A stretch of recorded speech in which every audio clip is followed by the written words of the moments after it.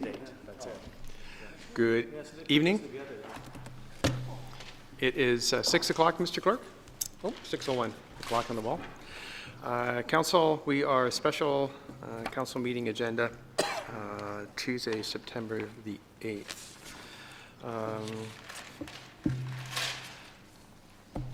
So, Mr. Clerk, this is a little bit different here. Do we do the procedural bylaw waiver first?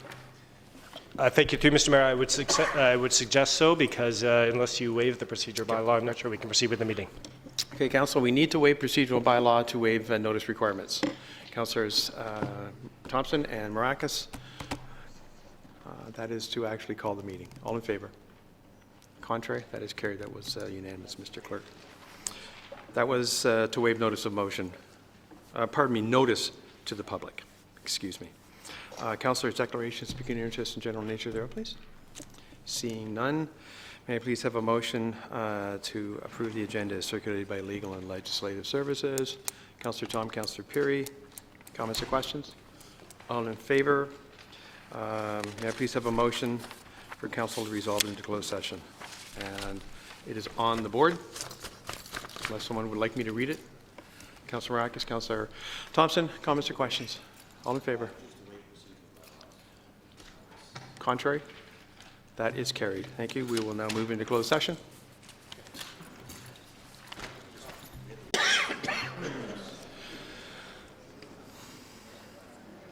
Council, may I please have a motion to resume open session? Councillor Maracas, able. All in favor? Contrary? That is carried. Mr. Clerk, please. Thank you. Through you, Mr. Mayor, in view of the discussions in closed session at this special council meeting, it's my recommendation that council at this time refer the two closed session matters from the special council meeting to the regular council meeting, which is scheduled for tonight. Thank you, Mr. Clerk. Would someone move that, please? Councillor Maracas? Is there a second? Councillor Humphreys, comments or questions on that motion? All in favor then? Contrary? That is carried. There being no more business at the special council meeting, may I please have a motion for the confirming bylaw? Councillor Tom, Councillor Peary, all in favor? Contrary? That is carried. May I please have a motion to adjourn the special council meeting? Councillor Maracas, Councillor Abel, all in favor? Contrary? That is carried. My apologies. We were in a special council meeting in closed session. We will start. Just give us a second here.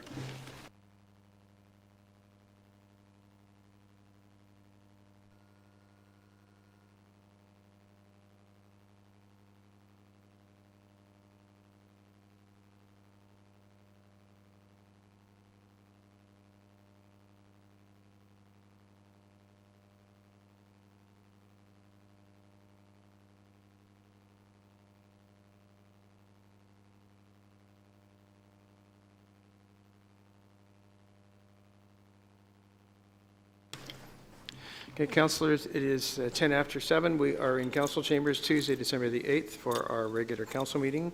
Apologies for the late start. Council, may I please have declarations of pecuniary interest and general natures thereof? Seeing none, Mr. Clerk, may I please have... Oh, we have open... My apologies, I should know this by now. We start with open forum. We have Mr. Carter.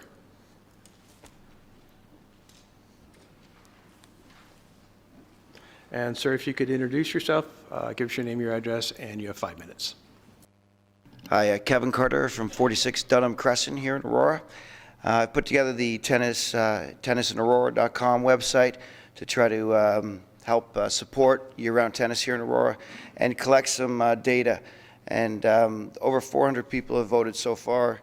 And what it's showing a lot of is, you know, a lot of families are coming into this town, but a lot of people from outside of town coming to this town 3 to 5 times a week to play tennis. And so hopefully we'll quantify that data and present that in January 12th. Thank you. Thank you very much, Mr. Carter. We always appreciate when someone is as succinct as you just were. Council, now we will start our regular council meeting. My apologies again. It is 12 minutes after 7. Council chambers, declarations of pecuniary interest and general nature thereof, and there were none. So may I please have a motion to approve the agenda? And Mr. Clerk, I will go to you at this point. Thank you. Through you, Mr. Mayor, I would suggest that it's as amended by virtue of the direction of council at its special council meeting. So the agenda would also include one additional closed session item, litigation or potential litigation, including matters before administrative tribunals affecting the town or local board, re the Highland Gate Development OMB appeal, specifically the item that was deferred from the closed session meeting of November 24th, 2015, item 3 of that meeting. Councillor Thompson? Mayor Daw, if I may, I'd like to see, I'll go by tonight's original agenda, closed session item number 2, brought forward and discussed in open session. I believe that's correct. Thank you. Through you, Mr. Mayor, it's always council's discretion to go into closed session, so it would be simply a motion to bring that forward, bring that item forward for discussion. If necessary, I'm prepared to speak to why I'd like to see it in open. Mr. Clerk, just what are we doing here? Just so I'm sure. Just the approval of the agenda. Thank you. Through you, Mr. Mayor, right now we're just approving the agenda. With one additional closed session item listed related to the Highland Gate Development OMB appeal, specifically an item that was deferred from November 24th. The other item that was actually referred from the special closed session meeting is already listed on the agenda as a placeholder. Okay, thank you, Mr. Clerk. Motion then is to approve the agenda. That's what I thought. Okay. Thank you. If council wishes to list that item as an open session item, they can amend the agenda in that respect, I suppose. Councillor Abel? Councillor Thompson, excuse And me. I was asked to make that motion, and so. Sorry. Second, Councillor Abel then? Comments or questions on that? And Mr. Clerk, just so we're all sure of which item we're Just give me a speaking to. second, I just gotta-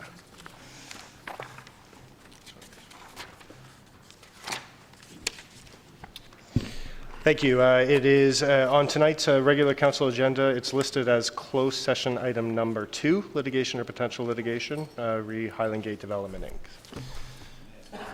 Councillor Thompson? My rationale for bringing it forward into open session is I think we're all very much aware, as are those in the audience, that that particular issue has been made public. It's been put on the local papers, on the internet, and so forth, and so I think there's no surprises. So I think that it would be best dealt with in open session. Any other comments or questions to Councillor Thompson's amendment? All in favor then? Hands high, please, so I can see them. Contrary? Motion carries, Mr. Clerk. That's the amendments. I'm sorry, the amendment. So back to the main motion of the approval of the agenda as amended. All in favor then?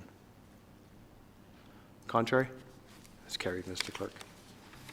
May I please have a motion to adopt the minutes of Council Workshop meeting of November the 24th, 2015. Council minute meetings of November the 24th, 2015. The Special Council Public Planning meeting minutes of November the 25th, 2015, and the Special Public Planning meeting minutes of November the 30th, 2015. Councillor Tom, Councillor Perry, comments or questions on any of those minutes? All in favor? Contrary? That is carried. Thank you. We'll move to presentations. We have Mr. Chris Catania, Accessibility Advisor, and Patricia Gignardi, Educational Assistant by the York Catholic District School Board. Welcome. Thank you. Good evening, Mr. Mayor and members of council. This year marks the 10th anniversary of the Accessibility for Ontarians with Disabilities Act. The purpose of this act is to improve opportunities for persons with disabilities and to provide for their involvement in the identification, removal, and prevention of barriers to full participation. To celebrate the anniversary of the Act, the Association of Municipal Managers, Clerks, and Treasurers of Ontario, with the support of the Government of Ontario, has created the AODA 10th Anniversary Champion Award. This award recognizes outstanding individuals who demonstrate leadership, passion, and commitment in the promotion of accessibility awareness and inclusiveness in their community. At this time, I'll let Patricia Dinard speak about the award recipient.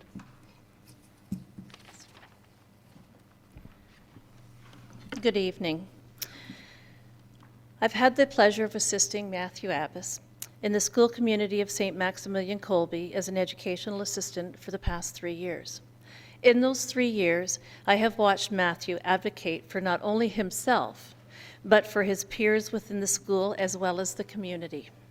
Matthew continually demonstrates leadership skills, compassion, and commitment to include all individuals by breaking down barriers of accessibility through his own experiences. Matthew advocated for higher desks and chairs to accommodate his height, for Wi-Fi in the portables, allowing all peers on the laptop program the ability to work within the classroom and complete their assignments. Matthew has advocated and lobbied the York Catholic District School Board and the town of Aurora, requesting accommodation be made due to his height to enable him to complete his driving instruction in a vehicle that was of larger height. A vehicle and driver were found, and Matthew then again lobbied the town to arrange for an exemption to the bylaws, allowing the car and instructor the ability to come to Aurora to drive in the community. He assists seniors in a local residence center by teaching them how to use Skype. Imagine how excited they are to be able to keep in contact with their family and friends. Matthew is a person who continues to help and assist members with disabilities in the community. He is a very caring and compassionate young man, and I cannot think of a more deserving person to receive the Accessibility of Ontario Disabilities Act Award. At this time, I would like to welcome the Honourable Mayor Jeffrey Dow to come forward and present Matthew with this award.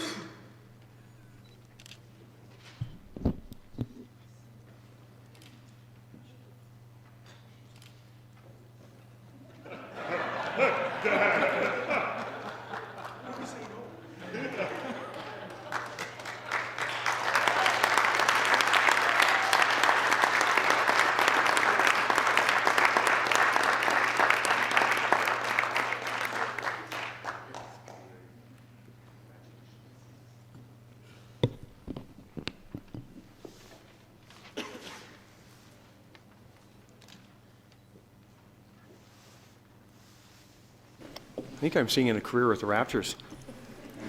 Thank you. Don't go away. Don't go away, please. I wore heels just so that I would fit in. First of all, Councillor, may I please have a motion to receive the presentation? Councillors Peary and Tom, thank you. Any comments or questions? No. Hey. Don't run away. Any comments or questions for the presenters? Councillor Humphreys. Thank you, Mr. Mayor. Congratulations.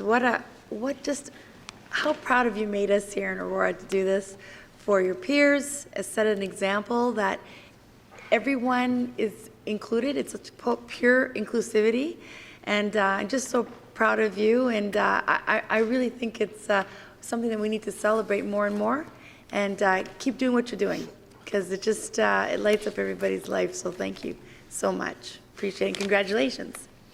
Thank you, Councillor. Any other comments? I heard an interesting article on the radio just the other day on the development of just general aids, if you will, for those with certain handicaps or disabilities. And the reference was used was closed captioning, obviously for people with impaired hearing or those who are older and can't hear. And it was interesting because it then morphed into how that closed captioning was now used in fitness facilities as people are running on a treadmill and being able to follow the news, if you will. So it's really interesting how a lot of these things get integrated into our daily life.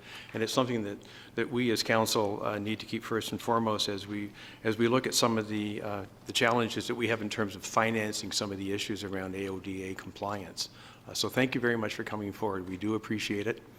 And congratulations and good luck in the rest of your schooling. Thank you very much for coming up.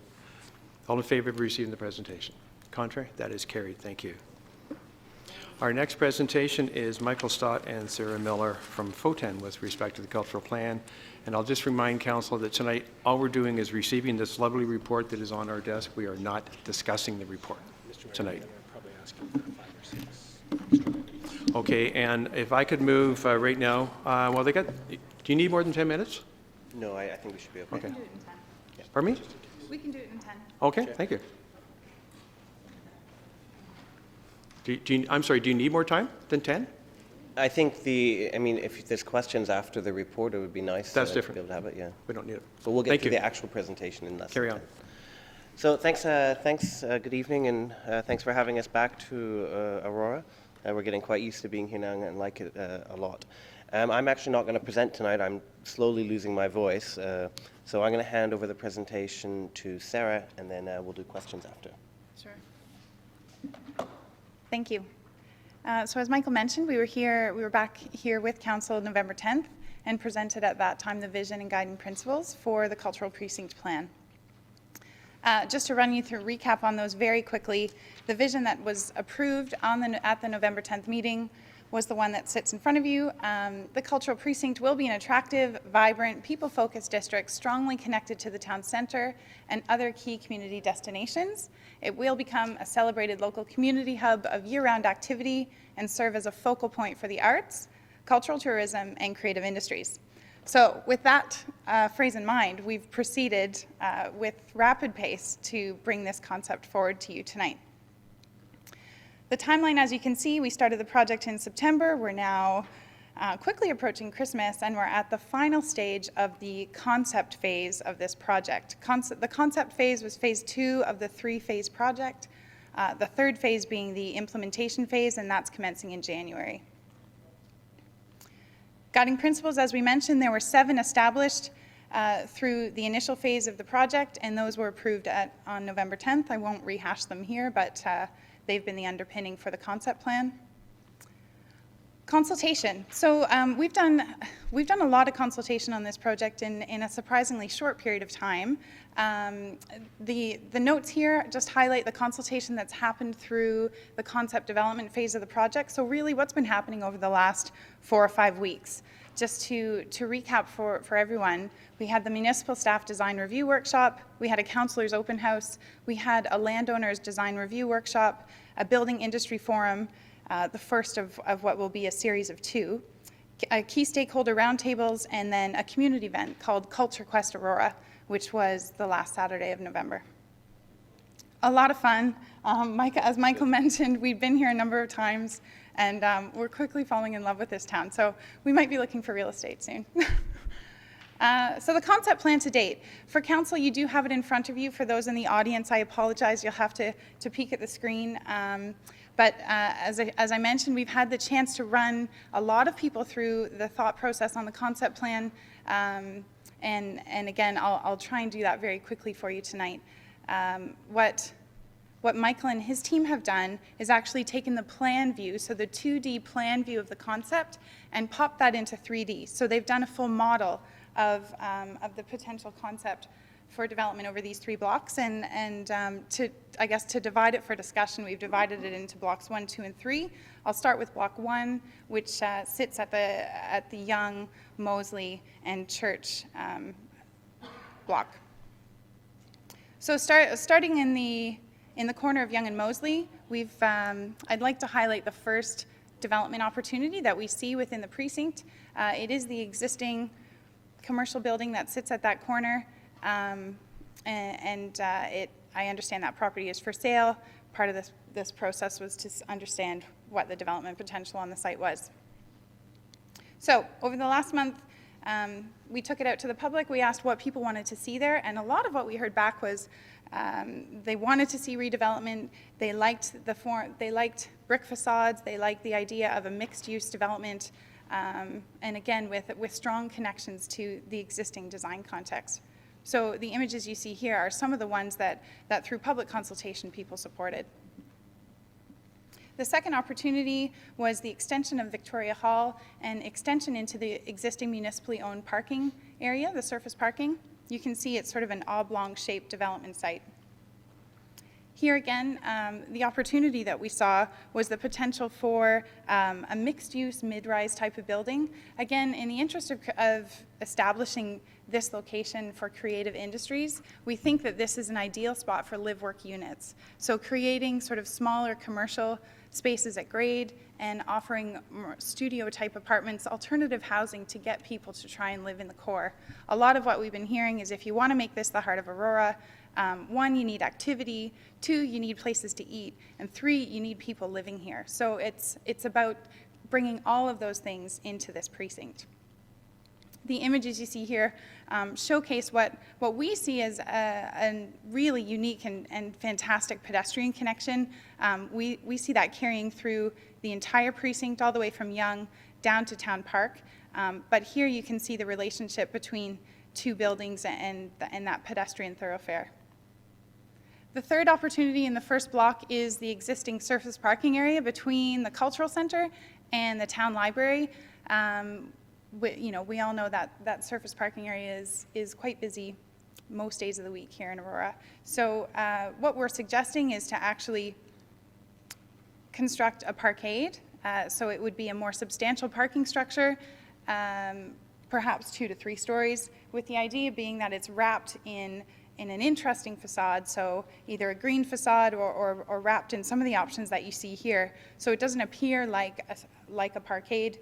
And then another point that was raised is the importance of a green roof. So on all of the buildings, wherever possible in the precinct, the community and the project team would encourage the use of green roofs.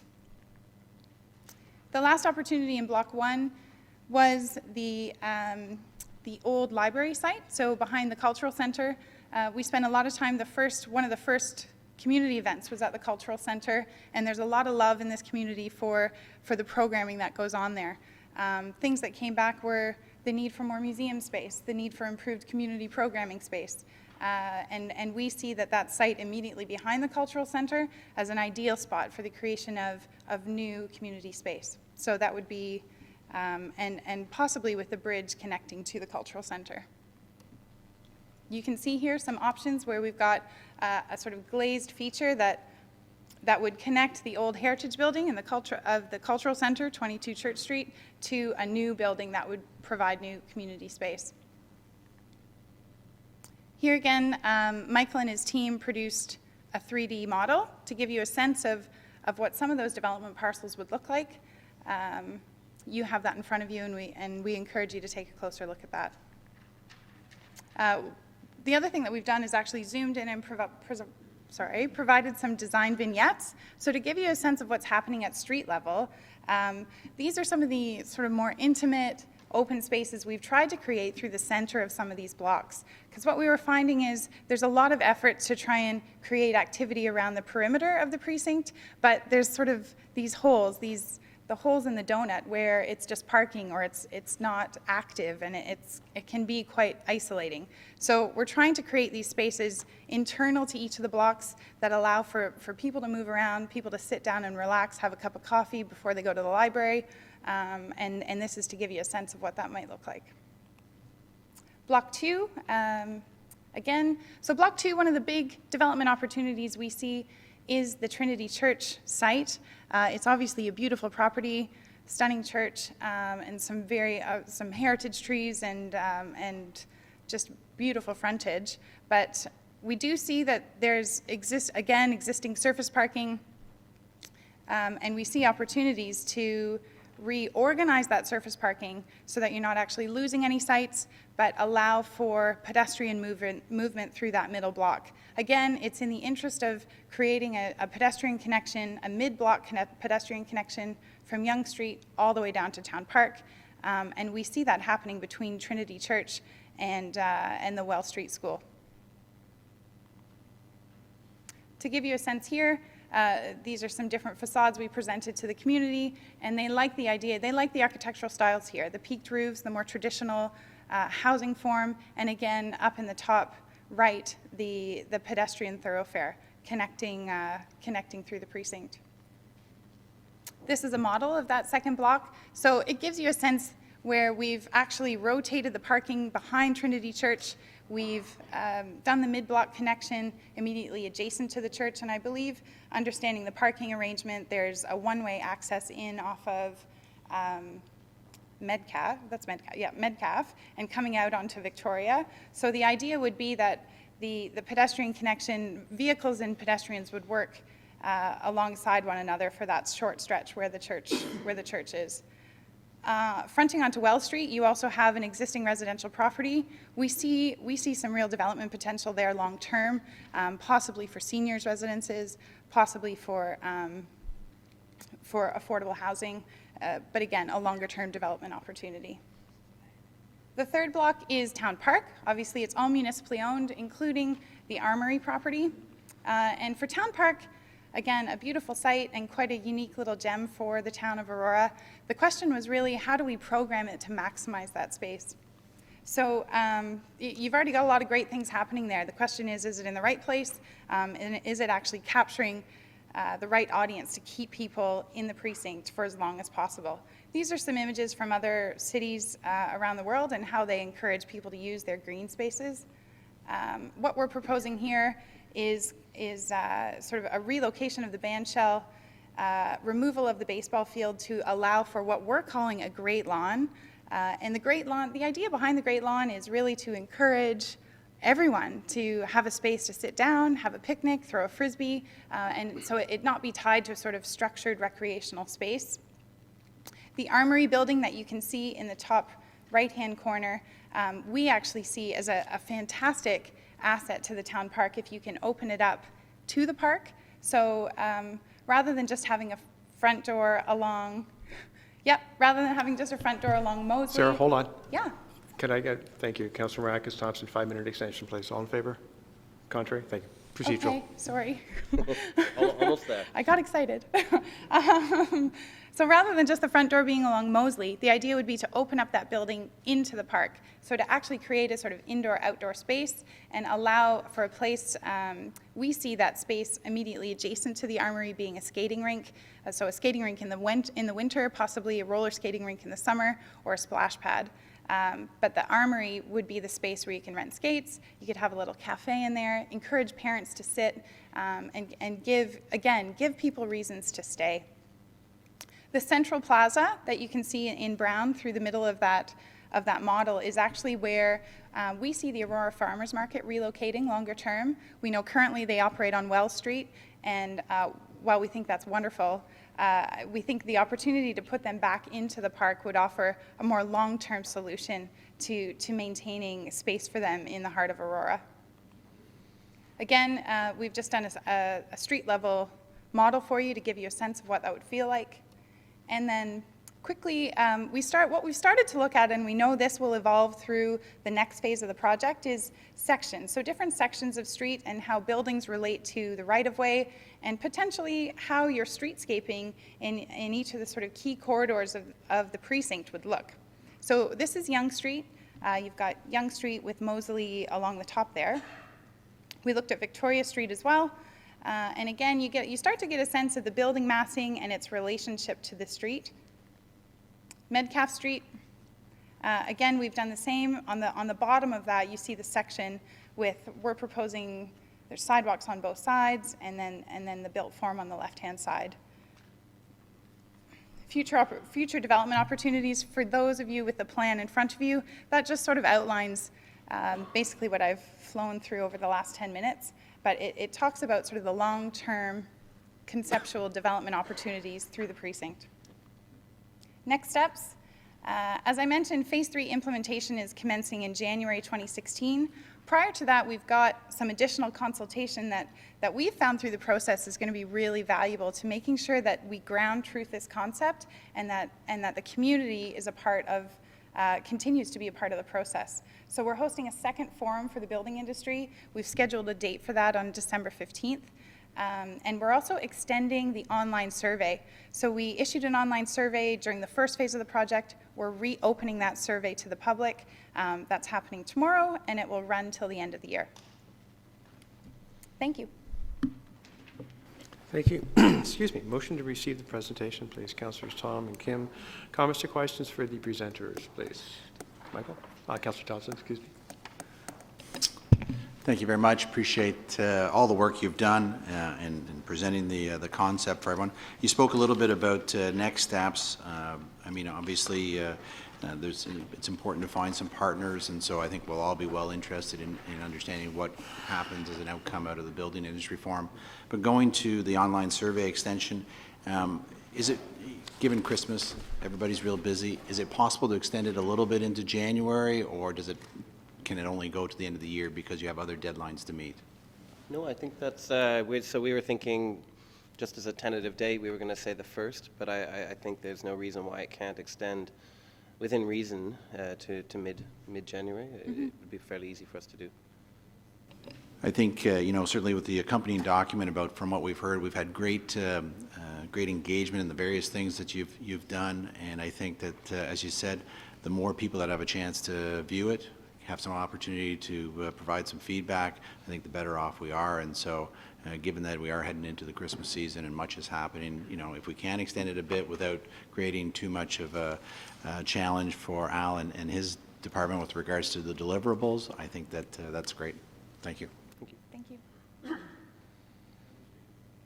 Any other speakers, please? All in favor of receipt, please?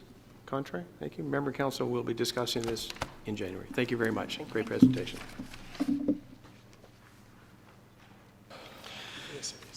Council, if we could go to public service announcements, please. Councillor Puri, may I start with you? Councillor Kim. Councillor Tom. Councillor Humphreys. Nobody? Santa Claus is coming, you know?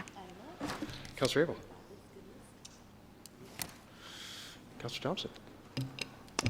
If my calendar is correct, I believe we have a tree lighting ceremony tomorrow. So certainly invite the public to come join us. It's always a nice little opportunity to sing some carols and see the tree be lit up. Councillor Maracas. Well, it's all up to me. First of all, congratulations to council. We had our 1-year anniversary last Tuesday. It just seems like 2 years. The town's holiday service schedule is posted on the town's website under news and notices at www.ca, and the town's notice board, which is published in the Aurora. And so there is there will be some office down hours, if you will, over the Christmas time. Councillor Thompson just mentioned the tree lighting tomorrow night starts at 6:30 tomorrow night, right out front here. Aurora Borealis starts in Town Park. We just talked a bit about that on December the 15th and goes through to December the 14th, excuse me, and runs through to February the 15th. Every night from 5 to 11 is quite a pretty show. It's worthwhile getting out to see it. The Aurora Cultural Centre presents a Victorian Christmas afternoon on Sunday, December the 12th, so this Saturday, December the 12th, from 1 to 4, featuring a Christmas carol. For tickets, 905-713-1818. Aurora's first night, Thursday, December the 31st, from 6 to 9 p.m. Fun and activities for everyone. It's a pretty fun night. More special events can be found on our website. Reminder, the winter parking restrictions are in effect. We had a great response to the toys for tickets, and we've distributed those to families in our area through the Lions Club and Salvation Army. We're still collecting toys, and you might have seen them tonight when you came in. There's going to be a service disruption at the Family Leisure Complex on Sunday, December the 20th, from 8 a.m. to 9:30 a.m. It'll affect lane swim. More information, again, is on our town website. And of course, we're all participating and helping some way in the Salvation Army cattle collection. I was over at one of our fine establishments this afternoon. We did pretty well, so I encourage everyone, when you're going by, throw in a toonie or more. Thank you very much. And councillors, on your desk, I don't have one for some reason, but on your desk is, so you plan to buy in Aurora. Is that what it's called? Let's see. I left mine upstairs because I got mine early. So this great document, before you buy, a great document was put together by our communications department. They did a terrific job, all sorts of great information. It's on our website. There'll be limited printed copies because these guys are kind of expensive to print. But great work by our communications department. So Mr. CAO, please pass that along. Thank you very much. Council, we will now move to items requiring separate discussion. Councillor Maracas, may I start with you, please? Number 1, please.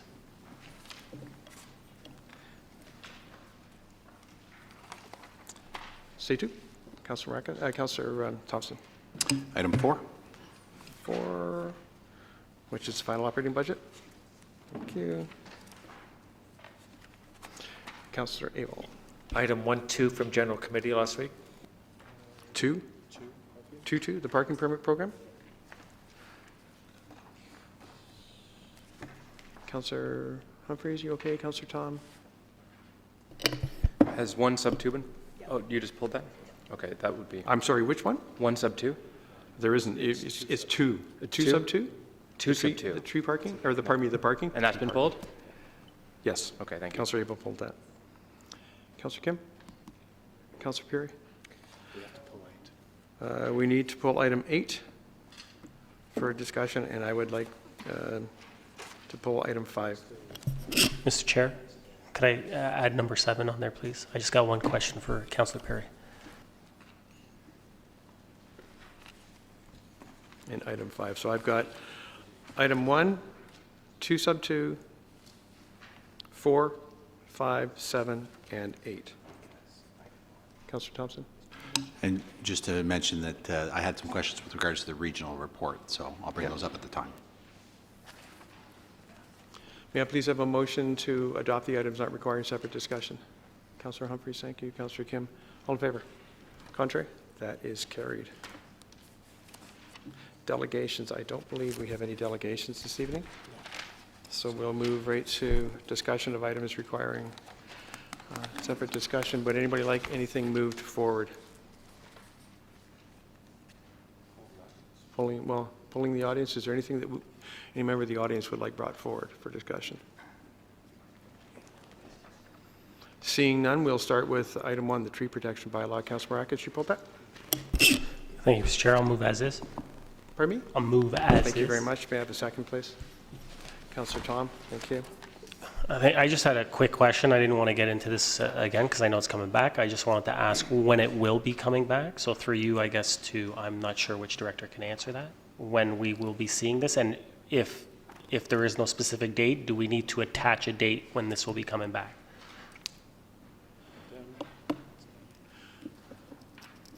Who's Mr. Downey? Mr. Mayor, I would say it either, I believe we only have 1 cycle in January, do we not? So I'm not sure we're going to be able to make that, but it would be early February.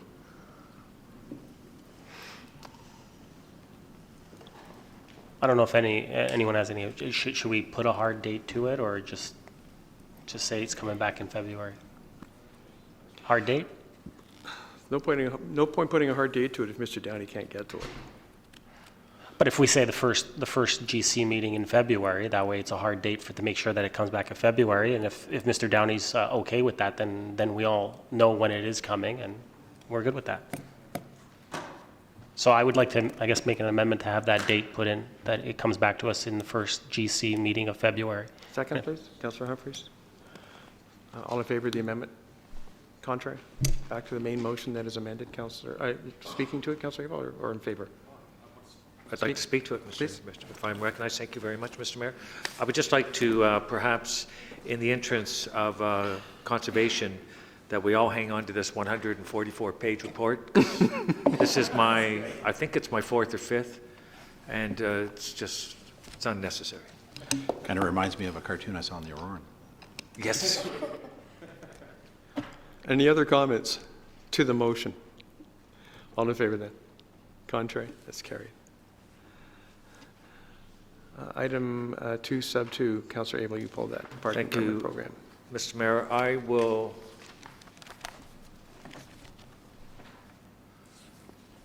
will move as is, but I would like to have comment on. No problem. Councillor Maracas? Councillor Abel, back to you. Thank you, Mr. Mayor. And while I think it's great that we're addressing the town park issue of parking, my comments at General Committee was that with addressing one problem, we're going to create another one. And I would like to see a phasing in or some consideration for those that have extremely difficult timelines. I'll speak specifically to a resident that called me up and said that they had to park at the town park, because they had to take the last train and all the parking was full. And there was nowhere else to park but the town park, and she didn't know what to do. So if there's not increased parking capacity or alternate ways of getting there, and that would be the transit, and I've got a notice of motion going forward on that. I was wondering, my comment is that we should probably phase this in, because we've met, well, it just takes time. So those are my comments. I'll see where other members of council are on that. Other speakers to this item, please. Councilor Maracas. Thank you, Mr. Chair. Through you to Ms. Van Leeuwen. I just speaking to Councillor Abel's concerns, I'm just wondering, the last part where it's we're talking about the parking permit management solution and special consideration parking permits. Could a resident that has those types of concerns, or they have those issues where they can't, they need to be able to park and use that, would they be able to be considered under that special consideration? Ms. Van Leeuwen? Through you, Mr. Mayor, that's a possibility going forward, but we would need the enhancements to aims for the real-time parking permits. And further, we would likely provide some kind of cap on the limit of parking permits that we issue on those special circumstances. Definitely. Thank you. Councillor Thompson. Thank you. Through you to Mrs. Van Leeuwen. Ms. Van Leeuwen, we talked last week about the potential for this to impact other areas, and you certainly indicated that you and all your staff will be monitoring this and staying on top of it. Is it possible for you to also provide council with a memo, be it quarterly or semi-annual, just to update us on how it's progressing, maybe some of the issues that may have come up or that your department has resolved, just so that we're aware of it? Because it's a bit of a significant change, and I think it's important for us to stay on top of it as well. And if there is something that's come to light, then we can always look to address it. Similar to what Councillor April's talking about, phasing it in, I think it's important for us to stay on top of this on a regular basis. Through you, Mr. Mayor, certainly we can provide those updates quarterly. Councillor Tom. Thank you, Mayor Daw. I have a question for Ms. Van Leeuwen as well. My question is on page 5 of the report. It speaks to kind of the step-by-step implementation dates. And just to give some clarification to residents, based on this report, October 2016 for the fourth step, which is the just-in-time special permits that we talked about last week as well. With that timeline, does that mean that they would be in place in time for the parking restrictions come next year for 2016? Through you, Mr. Mayor, yes, and I believe that it would likely be before October 2016. I think more in line of summer or June, July, somewhere around there. Thank you, that's all. Any other speakers? Councillor Abel. Thank you, Mr. Mayor. And I brought up in General Committee last week a way of evaluating our winter parking restrictions and reviewing those. And it's a matter I brought up last term and again this term. And through you, Mr. Mayor, the response was that we're waiting from a coordinated feedback from Director of Infrastructure. And we would be waiting 3 months for something to come back. And I just want to get some clarification because I'd like to make a comment on that, Mr. Mayor. Mr. Simonoskis, please. Through you, Mr. Mayor, with regards to the timing of the parking restrictions,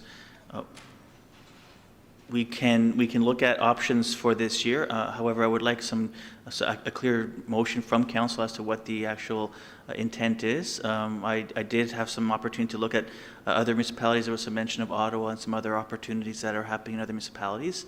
So there are some options, and I'd be happy to bring back a report. I just don't know if we have time to change that quickly this year unless I have a clear direction from council as to what the intent would be.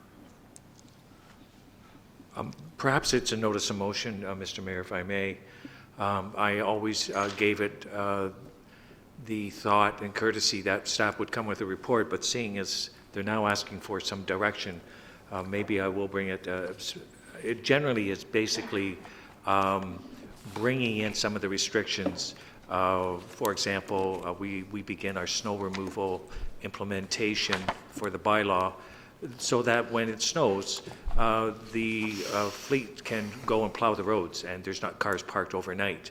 But in the absence of snow in November and most of December, and I know there are incidences where there is snow and there is removal, but for example, there must be some sort of history, and I did look on Environment Canada to get a history of snowfall in our area, and I think we can, as it is the case, we haven't seen any snow, and we've employed that implementation for over 3 weeks now.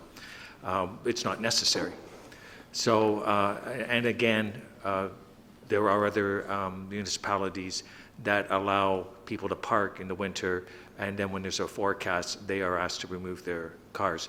And presently, we don't allow cars to be parked during snowfalls overnight, but they can park their cars during the day. And it seems to me that there's a lot of snow removal going on during the day. So we need to look and address that in a more practical manner, and that's really what I've been waiting for quite some time. So, Mr. Mayor, I think what I'll do is I'll bring that up in a notice of motion. Okay, thank you, Councillor Abel.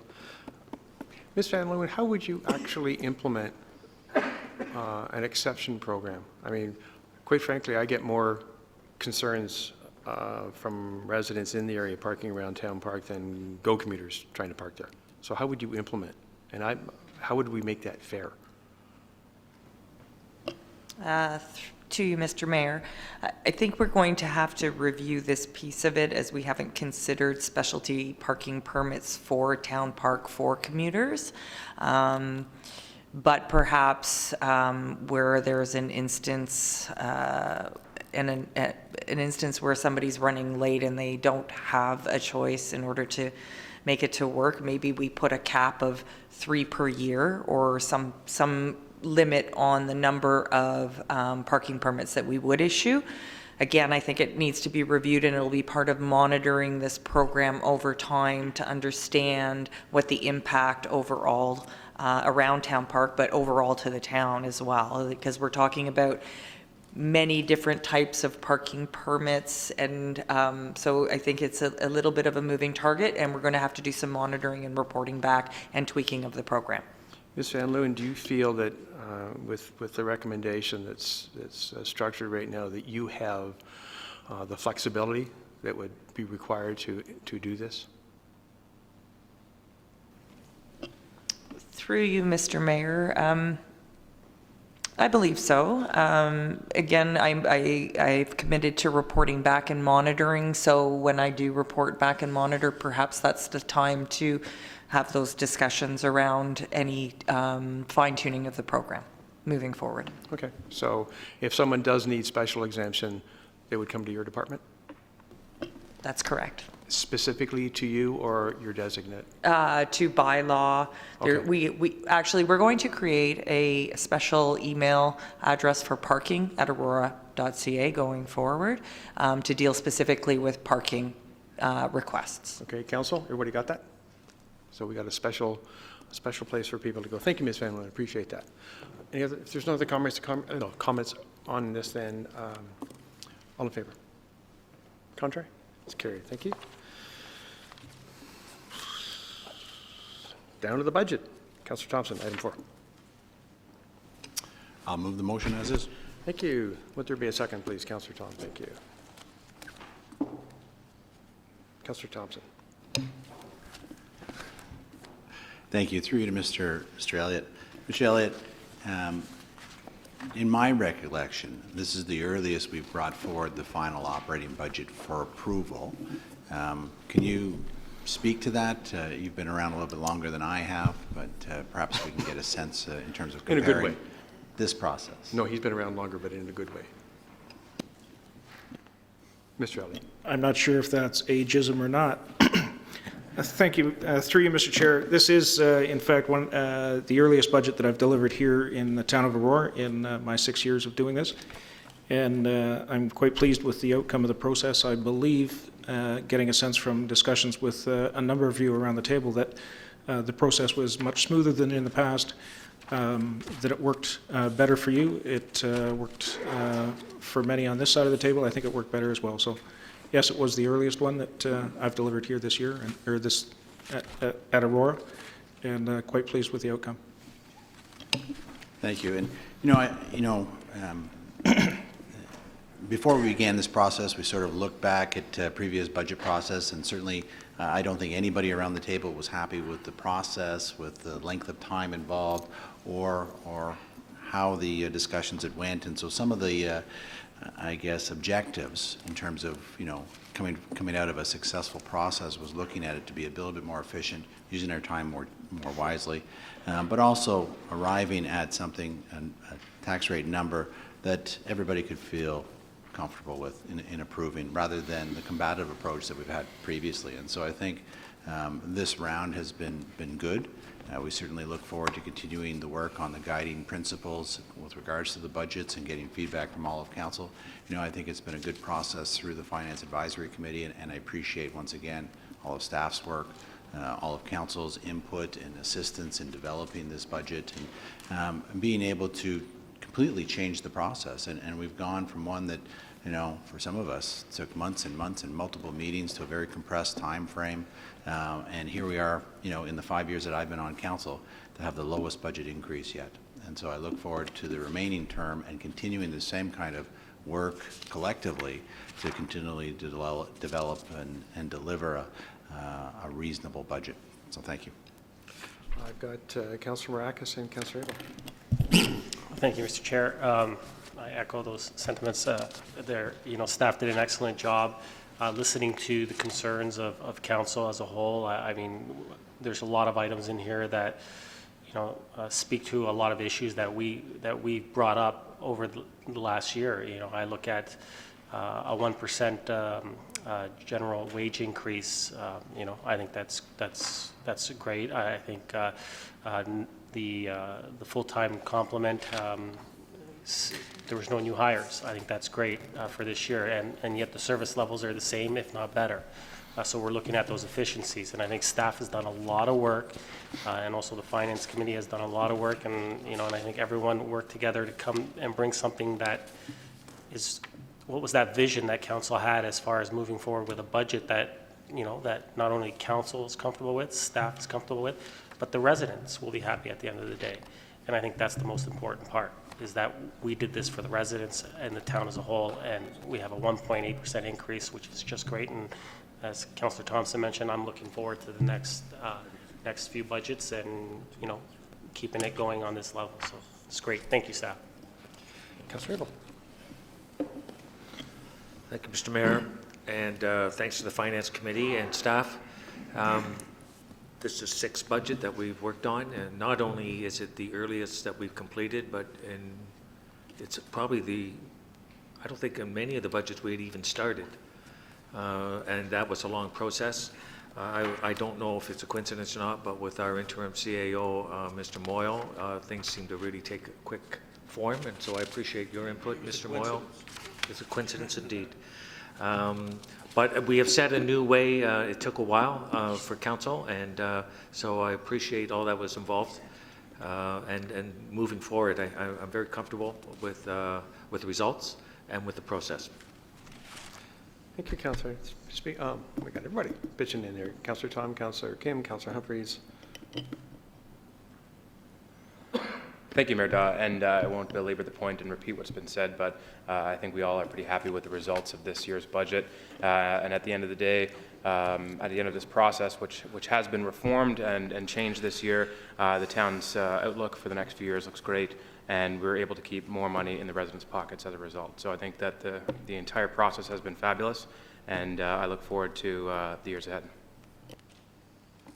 Councillor Kim, Councillor Humphreys, Councillor Perry.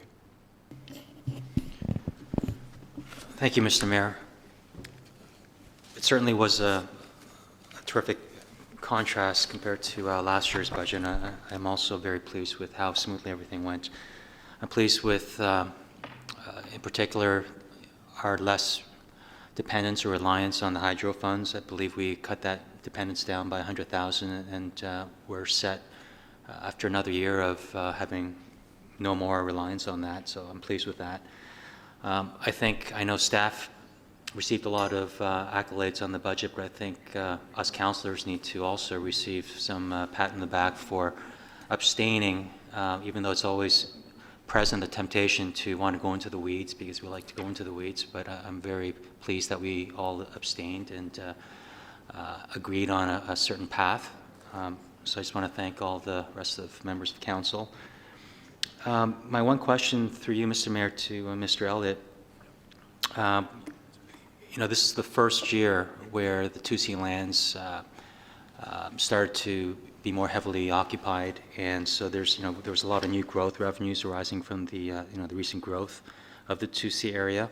Do you have any figures in terms of, if we did not have that new growth, what our tax pressure or the actual tax increase would be?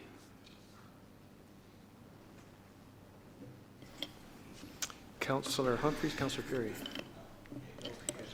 Oh, I apologize. I was talking to the clerk. Through you, Mr. Chair, the 2C lands, well, the growth for the community, and I'm looking at consecutive page 219, the growth from new assessment is about 2/3 of the way down the page. It says $1,257,000.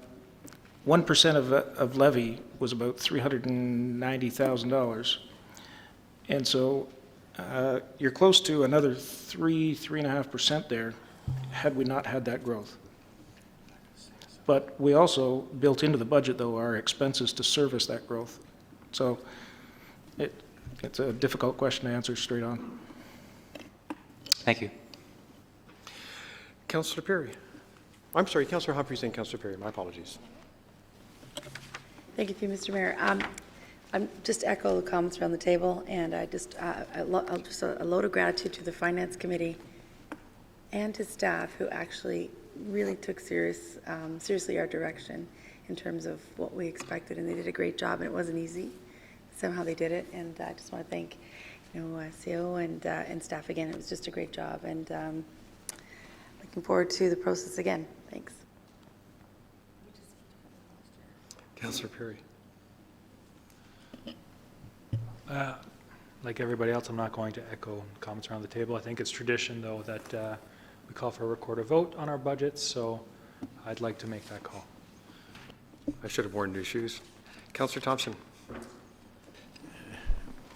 Thank you. And I guess I just want to speak briefly about what goes next. The public may very well be interested to know that even though we're approving the budget tonight, we'll continue to work on the budget as well as from a departmental perspective. I've already been in conversation with our treasurer in terms of setting up meetings for the Finance Committee. As part of that overall budget process, we said that let's try and do a lot of the work throughout the course of the year so that when it does come to council in this format, some of that pre-work will enable us to be more efficient and work through it quickly. And so going forward now, we'll start working on the departments to do a line-by-line examination to make sure that, as we say in terms of the accountability framework, that, we're doing the right things and we're doing them the right way. And so, the work will continue. And so, while we didn't get, as Councillor Kim referred to, in the weeds, I think the Finance Committee will. And so I look forward to the next step in doing so. As a council, I don't think we should use the term in the weeds anymore. We're now going to refer to it as hot chocolate, based on that article that was in the Sun.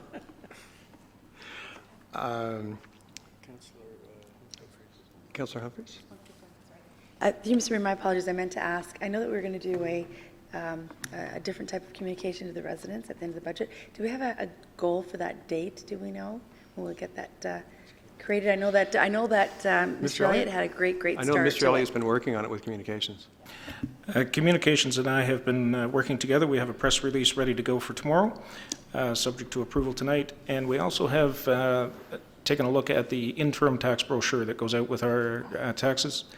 And although not everybody receives that, we recognize that. We have revamped that in a format that communicates a number of budget messages and some poignant financial facts about the municipality. And I think sometime in the first quarter, perhaps the second quarter, I'll be bringing forward another report, sort of a state of the financial health of the organization. And so between that, we continue to work and get the message out to the community. Thank you, Mr. Mayor, and I just want to comment that I really appreciate that, and I think Before You Buy is an excellent example of how we can format the budget and the health of our town. Thanks. Thank you. Mr. Elliott, I don't want to be adding things to the budget at the last minute, but Councillor Thompson and I have been discussing, and I sent you an email this afternoon, but I don't know if you managed to get back to me. We've all been running around a bit like chickens. Talked about the opportunity to heighten the awareness, raise the awareness of the Run Walk event, which takes off or starts in Aurora, one of the major fundraisers for South Lake. And we looked at a number of and Councillor Thompson and I both wanted to make this a line item in the budget, but unfortunately we got distracted on that. So we're looking at about $5,000, I believe, as something to put in there. So that would be to pay for the SARC, and we've done some other things around that, just to highlight that as one of the major events in town with respect to South Lake. Can that possibly be accommodated some way without making any particular amendments to the motion, to the budget tonight? Right back to you, Mr. Mayor. I think that this is an excellent opportunity to have the council operating contingency fund take care of this in 2016. And perhaps at the time that comes forward during the early part of next year, that a direction be included to add that as a formal town-sponsored event and a budget line item for 2017. Thank you very much, Mr. Elliott. And my last comment, aside from thanking you and the rest of your staff, and all of our staff actually, for working very hard to put this together, was that I think that it recognizes that we as a town, although we seem to be sprouting like crazy right now, we're actually moving to a mature town stage as opposed to a growth town stage. And I think this helps us recognize a different way of doing business. So we certainly appreciate the direction from staff on that. Council, no more comments? All in? Councillor Thompson? Just with regards to the Run for South Lake, just because while that may be a way to fund it for 2016, the long-term goal though is to have it as a budget line, similar to what we've done in the past when we used to provide sponsorship dollars for the Chamber's Business Achievement Awards. In our conversations, I mean, the Run Walk for South Lake has a long history and legacy in Aurora. Of course, we all know that Bob Hartwell was very much involved in it. And so, the talk is about making it a signature event. I mean, for those that were able to participate this last year, I mean, we had 2,000 participants all going through the SARC and participating. Okay, Councillor. Mr. Elliott said exactly that. So, while I recognize that the contingency is one, I'd like to see it. And part of it is gift in kind. So I think we can make it a line item. Well, Mr. Elliott said exactly that. None. No, you're not. All in favor? Oh, wait a minute. No, Councillor Perry did call for a recorded vote. Thank you. Through you, Mr. Mayor, voting on the motion to approve the 2016 operating budget. Councillor Perry? Yes. Councillor Maracas? Yes. Councillor Kim? Yes. Councillor Humphreys? Yes. Councillor Tom? Yes. Councillor Thompson? Yes. Councillor Gardner is absent. Mayor Daw? Yes. Councillor Abel? Yes. That carries on a vote of 8-0. I think that's the first unanimous one that I can recall. Thank you very much, Mr. Clerk. Item 5, which is the memo from Mr. Elliott with respect to the Cultural Center. Would someone care to move that? Councillor Abel, thank you. Is there a second? Councillor Tom, comments, questions on this? I thought it should be handled as a separate item. I did want to say one thing, because I think that one thing that council needs to be aware of is that this is a services contract. We contract out the Cultural Service Center to provide services. So I will vote for it, but I'm not in favor of the way it was done, because to me this is stepping outside of the terms of our contract. And in my opinion, there's absolutely no need for us to do this. But I will support it because I do think it makes me somewhat mugwumpish, but I think we need to find a better way to do this. And I know that we talked about referring it to the Financial Advisory Committee, so I look forward to seeing it there and see how we can better handle these requests. So calling the vote on that one. All in favor? Contrary? Thank you very much. second last item, pardon me, item 7, the memo from Councillor Perry. Councillor Maracus, you pulled that. You care to move that? Yes. Oh. I need a second, please. Councillor. Well, we'll let Councillor Perry remove his own report, and then you can second it. How's that? Sure. Okay. You know what I'm going to ask? Okay. I just wanted to ask Councillor Perry, I noticed in the discussion, I'm just trying to find the page, I apologize. Well, I'll just kind of read off the cuff because he should know where it is actually. So they speak about the Canada Post litigation, jumping in with the litigation with Hamilton, and I was just wondering what was the update on that and what is happening if there is any update. Again, I'd like to point out that I always appreciate having some advance notice of these questions so I can provide you with the most fulsome response possible.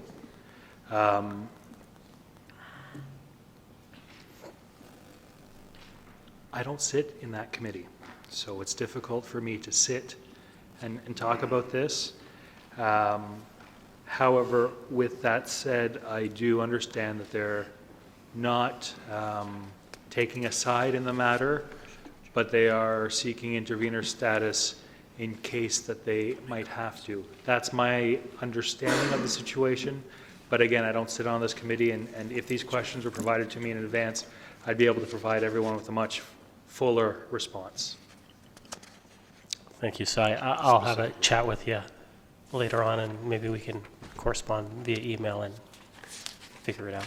Thank you. Any other comments on the SCM report?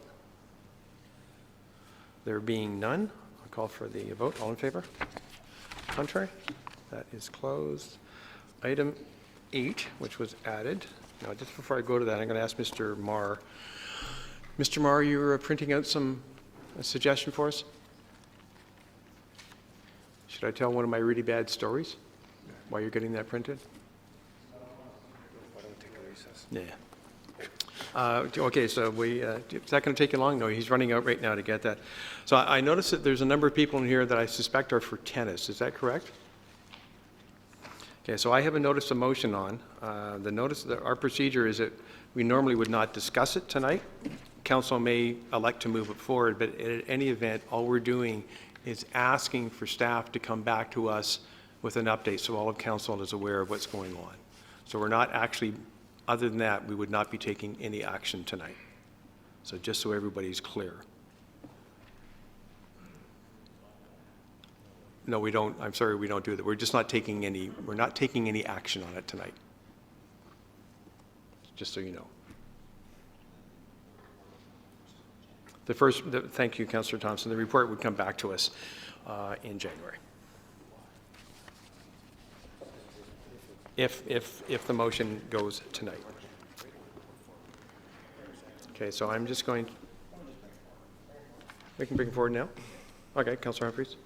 Mr. Mayor, I'd like to bring that notice of motion forward. There's lots of people in the audience, so we can have a discussion if that's possible. Councillor Maracus. I just want to confirm we're waiving the procedure. Yes, we are. It's a motion to waive procedural bylaw. Wait, yes. 2/3. All in favor? Contrary. So we now need a motion to move it forward. Councillors Humphries and Tom, all in favor? Contrary. Councillor Abel, may I pass the chair to you? Thank you, Mr. Mayor. Did you want to comment on your notice of motion? I will just put it on the floor as written. Seconder? Ask for a seconder. Councillor Maracus. Mayor Dahl, I'll ask you to speak to it. Thank you. This has gone around a couple of times. There is confusion. I talked with Mr. Marr and Mr. Downey and Mr. Moyle last week about this, and I think we need to resolve this one way or the other. That's why I'm asking for staff to come back to us with some specifics as to how we can best address this situation. Thank you, Mayor. I have Councillor Maracus, Councillor Perry. Thank you, Mr. Chair. Through you to, I guess, Mr. Downey. Was there ever a decision, did council ever make a decision on the previous RFP? Mr. Downey, would you like to answer that? Mr. Marr? Through you, Mr. Mayor, no, council did not provide a decision on the previous RFP. Thank you. And then as a follow-up through you, Mr. Chair, I guess to Mr. Marr, would this not be just another item that's on our pending list that should come back to us for us to make a final decision on? Mr. Marr? Through you, Mr. Mayor, I believe it would be prudent to have a further report on this, just because given the length of time it has transpired since the RFP was issued and the results came in, it may have expired, but I think it would be best for staff to put forward a report, explain to council what that expiry means, because it's extremely unusual in the situation of procurement, and give council some options as to how to move forward with this particular matter. Councillor? That's it for right now. Thank you. Councillor Perry? I believe I've stated once or twice before that I think that, there were a couple big mistakes last term. In my opinion, this is one of them.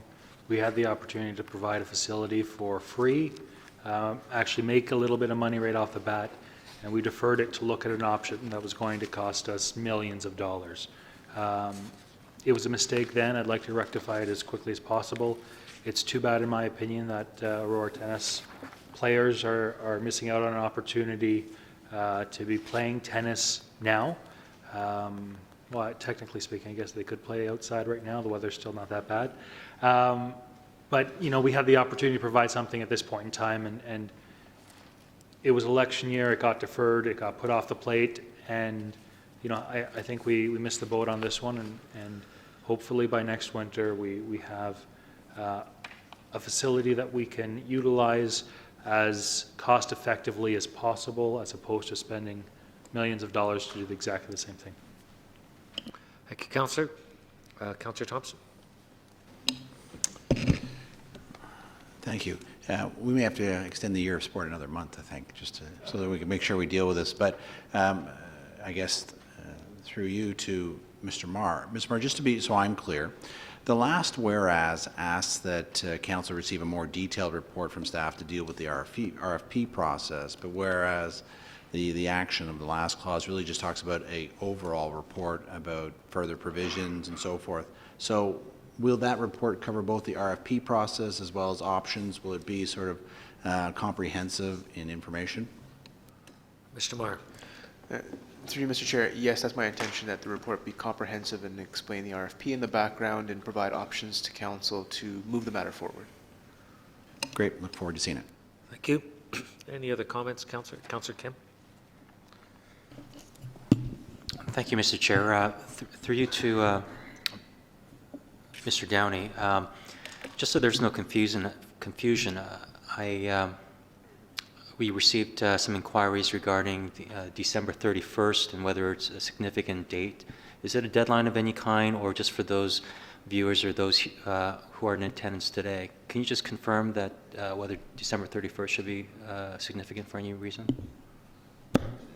Mr. Downey? Oh, through you, Mr. Chair, I apologize.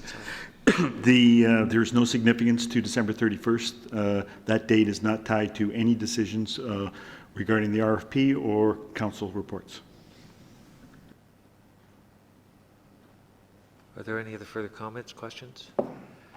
If I may, Mr. Downey, you have a lot of input from the consultation that took place in the town hall regarding tennis, and also comments that were made last term regarding a multi-purpose or rigid or removable sides along those lines. Are those going to be considerations coming forward in the report? To you, Mr. Chair, my understanding is the report is going to give council a history of how we came about the RFP process, as well as issues related to that RFP process, and subsequent reports that were then provided to council when that RFP was not approved or no action was taken on that RFP. And then we were also, as part of the report, or a final part of that report, we're going to give you options of how to proceed from this point on. Thank you, Mr. Downey. Are there any other further questions? Councillor Marcus? Thank you, Mr. Chair. Through you, I guess, to Mr. Marr, will there, I don't know if Councillor Thompson touched on this, but will there be actionable items on that report, or will it just be an informational report? Mr. Marr, did you want to, you look poised? Thank you. Through you, Mr. Chair.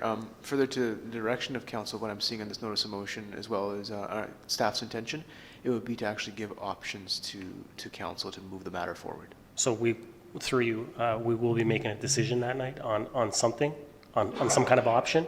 That would be up to council if they want to make a decision. But No, I yes. agree. So thank you. So I guess my comment is that I'm glad it's just not an informational report coming back to us, because then I feel that would take a longer period of time. I'm glad to see that we'll actually have something in front of us where we can make a decision. And I guess I'm glad about that. I'm with Councillor Perry. It's too bad it didn't happen already, but hopefully we can make a decision and get it done. So. Any other questions? Council, seeing none, I'll call a vote. All those in favor? Opposed? That carries, Mr. Clerk, and I'll pass the chair back to Mayor Daw. Thank you, Councillor Abel. Mr. Marr, I'm going to go to item 8, added to the agenda. And this is Mr. Marr previously went out and did this for us. So could I ask, this is with respect to item 2, closed session, which was moved to open. If everybody carefully read through that.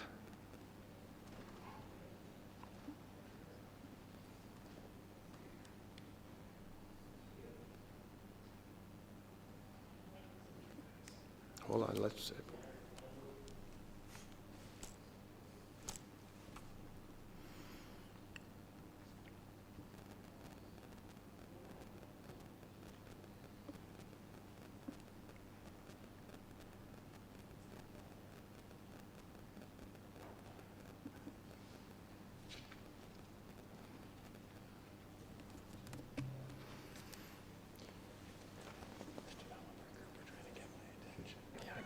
Can I have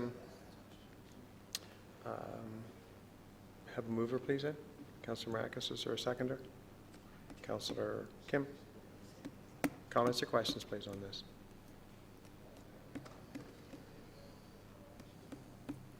All right, call the vote.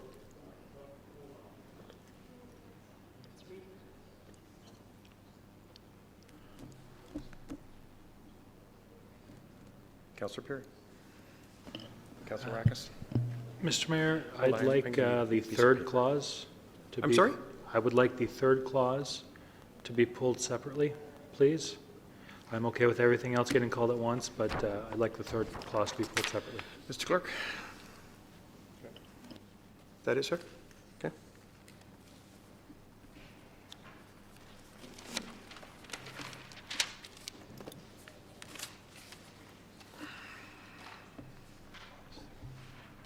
Councillor Maracus? Thank you, Mr. Chair. I'll just be brief. I'm in support of this. I think that the offer that was presented to us was an insult to this council and was an insult to this community as a whole. So I'll just leave it at that for right now and just say I'm in full support of rejecting the offer. Other speakers, please. Councillor Tom. Thank you, Mayor Daw.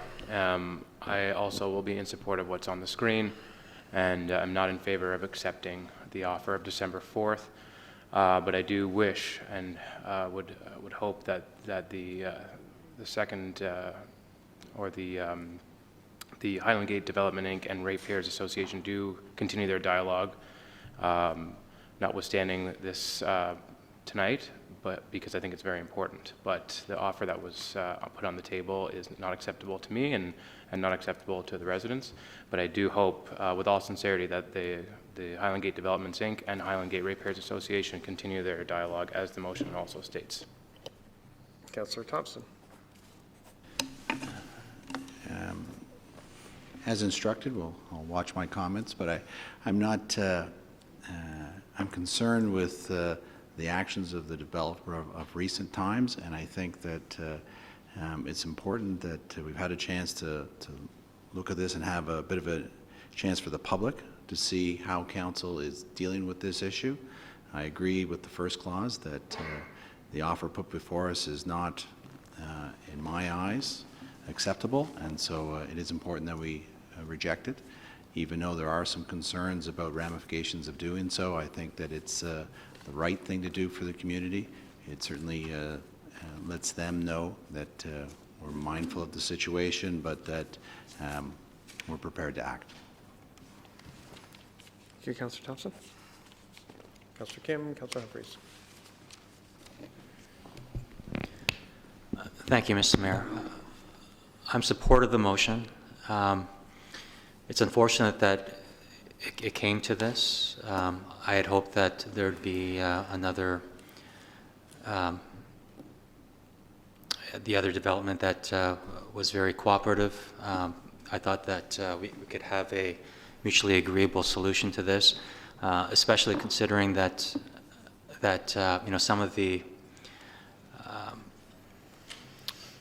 options and the buffers that were offered by the developer, you know, seemed agreeable to some. You know, I thought that there would be some mutually agreeable space where there could be common ground, and so I was surprised that the appeal went to the board so quickly, given that there was continuous dialogue.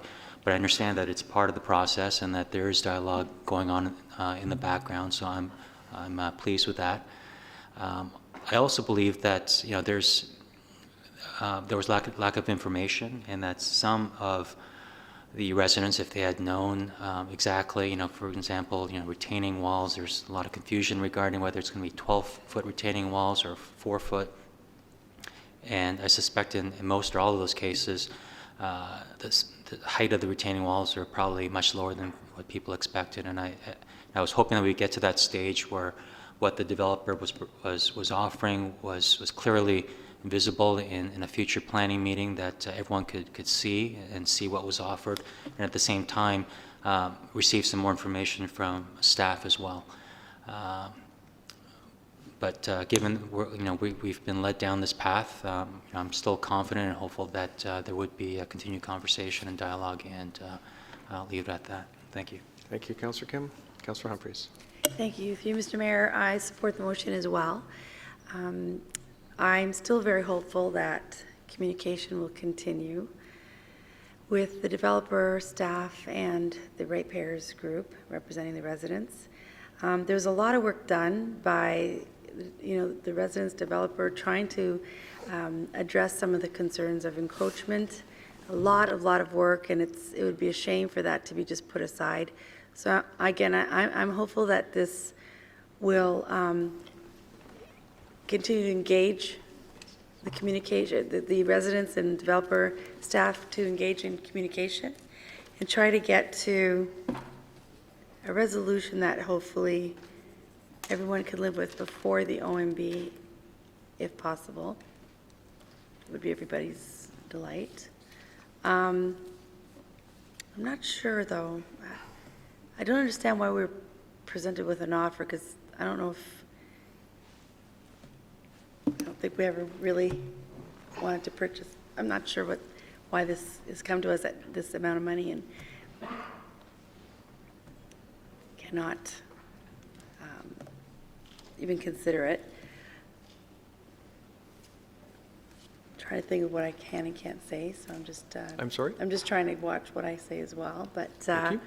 All I think is that at the end of the day, I really hope that we can continue to work together, the developer, residents, and staff, to come up with something. And the other item I'd like to suggest is that I really want staff, right? I don't know if this is the right time, but reports, like, not the right time. Okay, thanks.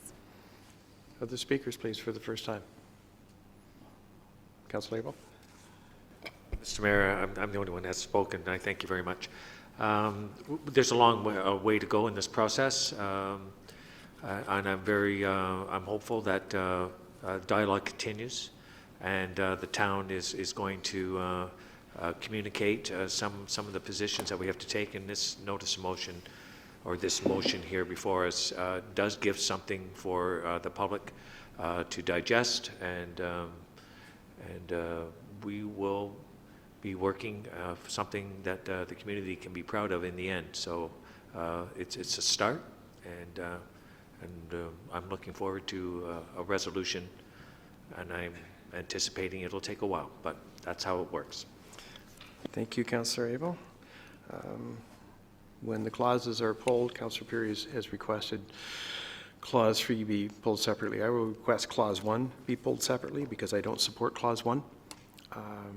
We had, and which is not to say that I support buying it as such, but I believe that that was giving us an opportunity to work, to have the developer work with the ratepayers group and with residents who live around the golf course with respect to specific encroachment issues. The developer had committed to holding off on until after the date that they had put on this, the termination date they put on their offer, which is January the 22nd. And I felt that that gave us an opportunity to have the developer and the Ratepayers Association and those residents to perhaps work out something that would be acceptable to them. It's not to say that I support the plan, it's that I supported the opportunity to have further discussions with between those three groups of people, because I know that there's certainly more than one voice with respect to the ratepayer side. And just before I go to the second speakers, Mr. Marr, if you could tell us, or Mr. Clerk, this is the first time that people in this audience have been seeing, as well as us, seeing this motion, and thank you very much for crafting it. When will that be available on our website? Mr. Clerk, perhaps you can answer that. Thank you. Through you, Mr. Mayor, it is our normal practice to have the council minutes published on the Friday after the meeting, barring any exceptional circumstances. So I would expect that these minutes in draft form, subject to approval, will be on our website late Friday. Well, normally a motion would be out there the week before. Could I make a special request that we get this up tomorrow, even if it's in draft? Thank you. For second speakers, I have Councillor Puri and Councillor Maracas. Councillor Thompson. If Mr. Marr can put his finger close to the button in case I overstep my boundaries, it would be greatly appreciated. I am not in support of option 3 because for myself, it's not the road that I wanted to go down, and it's a road that I'd like to continue avoiding as much as possible. I don't think it's any surprise to anyone that OMB discussions or battles can often be very expensive, and municipalities are, generally speaking, many times find themselves holding the short straw. So for me, I don't want to see us going down this route. I'd like to see us continue to work together. I know that there's been an appeal made, but I think that there is probably some grounds in the short term that we could still work towards finding as much of an amicable solution to this as possible. So I'll be voting against the third clause, and Mr. Mayor, I think it's fair to have a recorded vote on everything here tonight. Thank you, Councillor Perry. Councillor Maracas, Thompson, Tom. Thank you, Mr. Chair. As far as whether we were to reject the offer or wait, I don't see why rejecting the offer should be tied to any encroachment, with the residents. That's kind of holding a gun to our heads. Through you to Mr. Ramuno, as far as value of the land, how is it that the land is valued as developable land, considering it needs amendments in our official plan to be changed to make it developable? Mr. Ramuno, please. Through you, Mr. Mayor. The developer's offer was based on a value per acre at $1.5 million, and they arrived at that based on what they believe the highest and best use of the property is, and also using comparables of other property within the town, specifically our 2C area. granted. They are still seeking approvals of official plan and zoning bylaw amendment applications, but that is the offer and the value they put forth. Councillor? And through you, as a follow-up to Mr. Ramuno, has anyone approved amendments to our official plan that we know of to allow it to be developed? I'm sorry, what's it? I'm not Has sure. anyone, has the board approved it? Have we approved it? Has anyone approved amendments to our official plan to allow this land to be considered developable land? Mr. Ramuno. Through you, Mr. Mayor, no, the applications are still before us. They've been appealed to the board. The lands are still designated in large part private parkland and zone similarly. Thank you. Councillor? Thank you. So, I mean, I just don't see, if we were, let's say we were to accept $98 million as an offer to purchase this property, then wouldn't we actually be saying that we approve development in this land when we haven't even made that decision yet by accepting that offer? And I also think by holding off, on another note, by holding off, we're giving false hope that we are considering this offer. So I think it's good for us to come out strong, united, and reject this offer and put it to bed. And those are my comments. Councillor Thompson? Councillor Tom? Thank you. Speaking to the fourth clause, you know, I know for myself, and I think for the rest of council, we all wish that dialogue to resolve this matter will continue amongst all parties. I think that's in the best interest of the community for sure. But, you know, I can't help but feel a little frustrated at where we are today. I go back to that October 28th planning meeting, and, you know, the comments from all sides were about dialogue. You know, I remember their planner talking about meeting with the Ratepayers Association and working on things and having conversation with Highland Green, and there certainly seemed to be a lot of dialogue and a lot of willingness on all parties to continue to try and resolve this matter, and yet here we are, you know, 45 days later, and we have an OMB appeal hanging over us. And so, you know, I do feel a little frustrated with the process over the last 45 days. And so, by all means, I wish that the dialogue continues, and hopefully the matter can be resolved in a way that benefits everybody.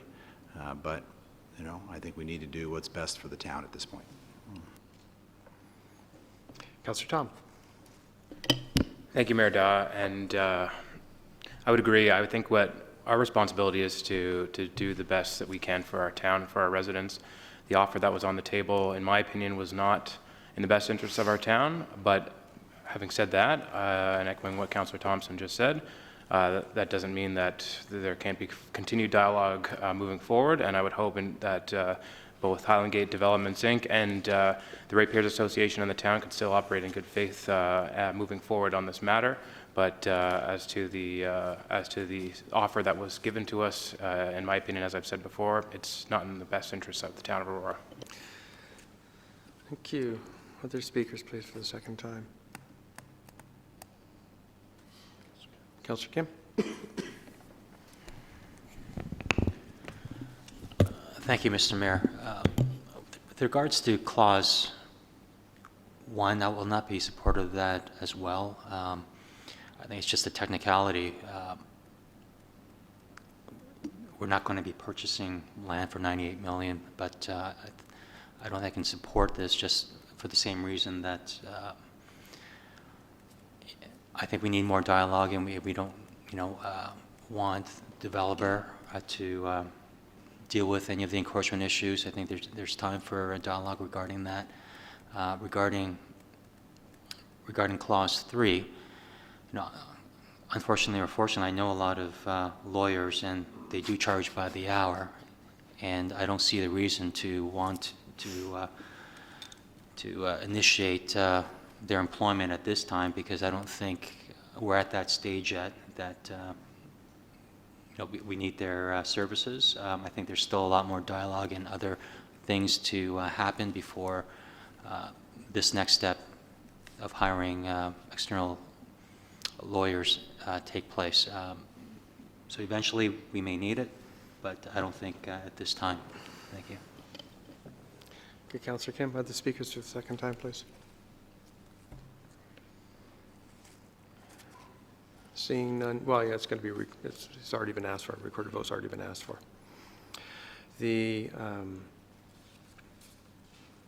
I think it's all been said. I think the process has been frustrating for everyone, and everyone sitting at this side of the table, I think, is charged when they're elected to do what they feel is best for the residents who put us here. And we all have slightly different opinions from time to time as to how that happens. And I certainly respect everybody's right to express those differences. That's what makes us stronger. So, Mr. Clerk, with that, I will ask you to call the vote. Thank you. I just want to confirm, through Mr. Mayor, I've had a request to call clauses 1 and 3 separate, and just want to make sure everyone's okay with calling 2, 4, 5, and 6 together. Okay. Council? Good. Okay. Voting on clause 1 of the main motion. Councillor Abel.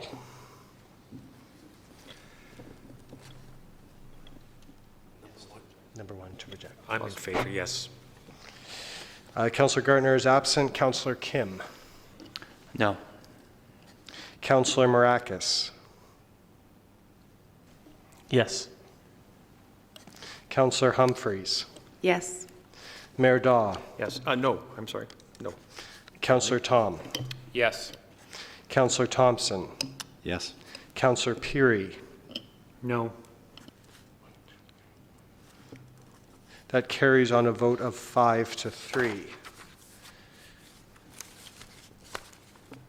Voting on clauses 2, 4, 5, and 6, so except for clauses 1 and 3, 2, 4, 5, and 6. Councillor Tom. Yes. Councillor Marakis. Yes. Councillor Abel. Yes. Councillor Kim. Yes. Councillor Humphreys. Yes. Mayor Daw. Yes. Councillor Thompson. Yes. Councillor Peary. Yes. Councillor Gardner is absent. That carries on a vote of 8 to 0. Voting on clause 3, Councillor Marakis. Yes. Councillor Tom. Yes. Councillor Abel. Yes. Councillor Humphreys. Yes. Councillor Thompson. Yes. Mayor Daw. Yes. Councillor Kim. No. Councillor Peary. No.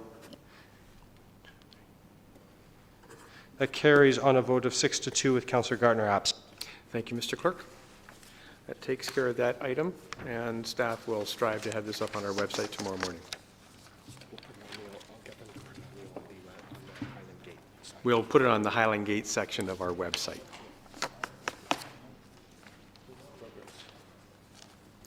Thank you, Council.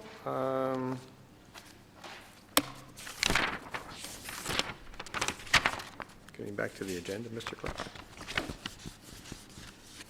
I'm going to let him. Council will move to motions. Here's the motions for which notices have been given. Councillor Abel. Thank you, Mr. Mayor. I believe I would just look for a seconder on this. Councillor Humphreys, thank you. Back to you, sir. Mr. Mayor, thank you very much. And I had the opportunity to go down to the Viva headquarters and talk to some executives there on the on our GO station and the transit that is forwarded to Aurora. We do have issues. We have issues at the GO station. We have too many cars. We have not enough parking. And one of the solutions is either build capacity for parking or find a way to get people there without bringing their cars, and that would be by public transit. I was heartened to hear that they have bought new buses, smaller, more fleet. They're employing those in Georgina because they have a special, they have a very unique sort of system in comparison to the other parts of York, and they are aware that Aurora has some issues, but I don't think it's specific enough, and I think we should take this opportunity, Mr. Mayor, to let them hear loud and clear that we have issues that we would like them to invite them to try and resolve in a pilot project, which they're doing in Georgina. And Mr. Mayor, the only way you can do that is to bring it to their attention as a council. So I'm looking for council support on making loud and clear to York Transit that we need a very intensified, unique, innovative way of moving people quickly to the GO station so that they're not taking their cars. And that doesn't exist right now. The manager pointed out that they do have service going there, but it wanders around in a circular half circle. It takes a long period of time, and people are often late. So it's not reliable, Mr. Mayor, and it can be much more efficient. I have gone by for almost, I would say, the last 10 years at rush hour at 5:30, and there's a big bus parked at McDonald and Wellington every single night, empty, and it just parks there. So we can let them know that if they had a fleet, maybe 4 quick-moving buses that can pick people up and get them there in 10 minutes, that they would leave their cars at home, and that doesn't exist. So this is what I'm trying to do. The province has afforded $15 million to York Region Transit for infrastructure needs. I think this is a great opportunity for us because we're at a critical situation now with transit via GO. It looks like they're going to increase trains. And I know there's other stations being proposed, Mr. Mayor, but we have a single lane Wellington, and the congestion there is incredible. And we're now people overflowing in Town Park, and we're going to be asking them to move. So, Mr. Mayor, my notice of motion is asking us to go to the region and say, give us a try, and let's try something new. Work with our staff for suggestions on how to get this done. Other speakers, please. Councillor Puri. I don't know what a pilot, rapid, dedicated, intensified, innovative GO station shuttle service will look like.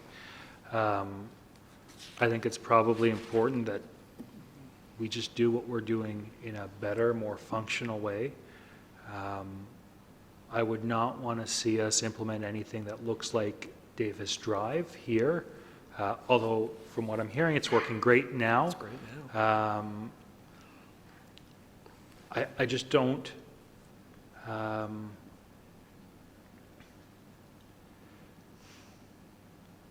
It sounds like there's just a lot of buzzwords put in line, and I think we need to have a discussion with Viva and have them do things better. I'm not sure if I support this motion, though. Thank you, Councillor. Other speakers to the motion? Councillor Kim, thank you.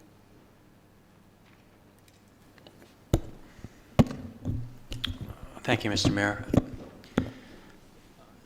In principle, I'm totally in agreement with the motion with Councillor Abel regarding trying to limit the number of cars on the road, limit congestion. You know, myself being a GO train rider, it is a battle. I admit that, and I think for myself and about 30% of riders come from outside Aurora. 70% are from here in Aurora residents, and I would imagine that if we were to charge for parking, there'd be several hundred, if not thousands, of riders who would be upset, including myself, because paying $7.61 one way when half the time you don't even grab a seat for a 55-minute ride, and 20% of the time in the wintertime they're late. I'm not happy with their service, so adding on more fees to that would not make me very happy about that. And the GO Transit has also increased their revenues by limiting the amount of parking, because more and more they're increasing the number of reserve parking where you pay $80 to $100. So that they're taking advantage of people who don't want to have to fight for a parking spot. So they're limiting those parking spots and charging for these reserved parking spots every year. I think in a couple of years when 2 more GO train stations are made available, I think that'll provide a lot of relief when those 30% are going elsewhere. And I do realize that in the 2C lands, you're going to receive at least a couple hundred or more cars going in there. But I think in a couple of years, that congestion will be relieved. And if we charge the parking spots now, similar to grocery bags, I think the superstore still charges a nickel for a plastic bag when we know that it doesn't go for environmental causes, it goes to their bottom line. So once it's charged, it doesn't go away. And so even if we did charge for the parking spots to fund the extra busing, it's not going to go away once congestion's relieved. And I've tried the buses myself. Currently they come on Wellington and Conover once every 30 minutes, and in the wintertime I try to get there 5 minutes beforehand, walk about 7-8 minutes, and I find that I miss the bus. So sometimes I get there 15 minutes early and the bus is 10 minutes late, so I'm standing in the wintertime waiting for 25 minutes. So the risk reward is not there for me to pay extra parking for that. I know I also lastly take my kids to school. They're in a before school program, and I know I did hear at the last meeting that some residents, they have to take the last train, and because they have to take their kids to school. School doesn't start till 9 in the morning, so I would imagine that those kids have a before school program as well, in which case, it's an inconvenience, but maybe they could get ready a little bit earlier for a couple of years anyway. But for those reasons, I love the motion and the spirit of it, but given that there's going to be some relief in a couple of years, I cannot support the motion. Thank you. Okay, Councillor Kim, Councillor Thompson. Thank you, Mayor. And actually, my question is going to be directed towards you. Since the catalyst for this initiative really rests with the region providing some of the funding, the additional funding that they've got through the gas tax and so forth, I guess, can you shed any light on those dollars that the region's receiving and where they're going, or are they investing it in various public transit uses throughout the region? Any of it going to Aurora? I mean, can you provide some context with it? Because, for the most part, the base funding is going to come from the region to be able to implement this. So I just want to get some understanding. Without running upstairs to get my region budget book, I'll have to give you general answers. The region currently spends about $192 million on rapid transit, of which they're recovering about $73 million at the fare box. So it's about a 40-60 split. So the region is investing heavily in public transit. With respect to the gas tax distribution, Mr. Elliott can correct me where I might err here, is that there's very specific criteria that gas tax is used for. And the region would be using most of that in road, bridge construction, that type of thing. Mr. Elliott, is that a fair statement? I'm not sure how much they're using on transit, quite frankly. Not being totally familiar with it, but I do know that some of the gas tax is specifically targeted to public transit issues, and this resolution makes reference to that portion. Okay. With respect to the rest of it, it's there's a number of different uses: water plants, water pipes, roads, bridges, culverts, storm, the whole deal. I can picture the pie chart. I just can't picture the numbers on the pie chart. With respect to GO, that is a Metrolinx, and the region does not get money from Metrolinx or the province in order to support garages or other issues with GO. That is strictly a provincial / Metrolinx issue. They're funding it and they're driving it. I don't know if that helps answer your question. I agree that, we have an issue. We've all talked about issues with regards to traffic and congestion and parking within town, and we need to be looking at all different ways in which to address the issue. And we've talked about, transportation studies that we did last term and looking at them again, and parking studies and so forth within. And, I'm open to the idea of sitting down with the region and Metrolink and all of the players and say, listen, are there some creative solutions that we can look at to be able to address it? And here's one that we're suggesting, a shuttle, are there other alternatives? And if the start can just be some dialogue, great, and if out of that dialogue comes some ideas, be it innovative or just, every day, I think that we need to explore all options. So, at the heart of the issue, I'm fully in support of it. Councillor Thompson, other speakers, please. Councillor Tom. Thank you, Mayor Daw. I think I agree with this motion as well, in the sense that we need, if there's going to be a solution with parking, it needs to be a solution with public transit getting to the GO station at its core. When I was in university, the public transit in St. Catharines was excellent, and it was easier to get to school, to downtown, to the bus station, to wherever, using public transit. I don't see the same thing in Aurora currently, so I like the idea that we're looking to the region to increase their interest in getting people to our GO station in a more efficient way, in a more environmentally sensitive way, in a way that maybe could address the parking issue. So, like I said, if, as Councillor Thompson mentioned, if this starts a conversation with them that we can move that forward, I think it's excellent. Thank you, Councillor Tom. Councillor Abel. Thank you, Mr. Mayor, and I appreciate everyone's comments, and especially those that are supporting that it's an idea addressing our thing. Perhaps I went on a little bit with my rapid, dedicated, intensified, innovative. I go back to when I went to school in the 70s in North York. They had what they call mini buses, and they would hold up to 16 people. They moved very quickly, turns in the neighborhoods, and they would run down the corridors, and what I would envision would be 4 of these buses, and they're just being bought. The YRT has just bought these, and they're employing them in Georgina, as I mentioned, and I said, could you take 4 and put one in the southwest, southeast, northwest, northeast, and combine, move quickly down so reliably, and they would be escorted in and out of the GO station quicker than if you were commuting. And that's where that idea of innovative comes in. It would be free, so you wouldn't have to pay. So in Councillor Kim's case, he pays for his car to be there. If we could get you there faster, Councillor Kim, for free, would you consider taking that mode if it was easier and faster? And I'm hoping your answer would be yes, and your neighbors would say the same thing, and relieve the car congestions. So it would be more reliable, and that was one of the concerns brought up in our transit rate now. It would be more efficient, and because it's more reliable and more efficient, it would be innovative.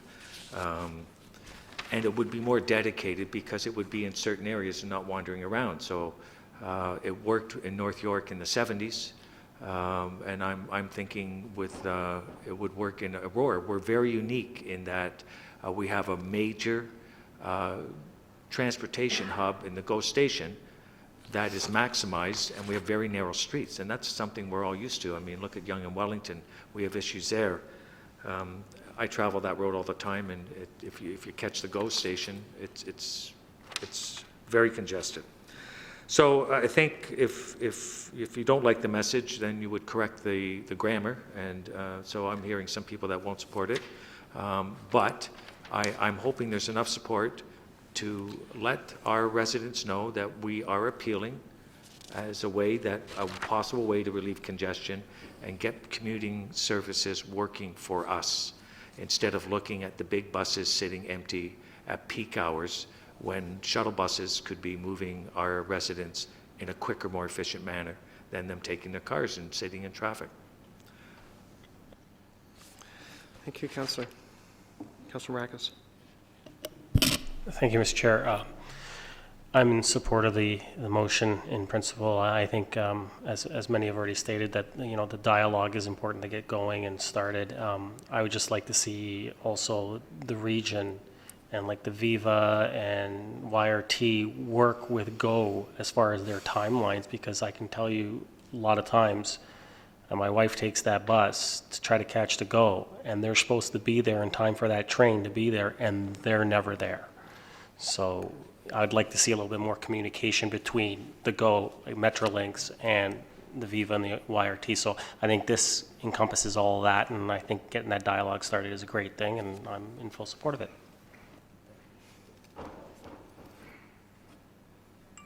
Councillor Humphries, did you have your hand up? Okay. Councillor Peary for the second time. Councillor Cameron? Councillor Peary. Thank you, Mr. Mayor. At some points when I'm reading this, I envision personal pod transportation. It was supposed to be the next big futuristic thing, a monorail type device. You type in your location, where you're going, a pod shows up 20 minutes later or 20 seconds later, you step in and you are taken to where you'd like to go.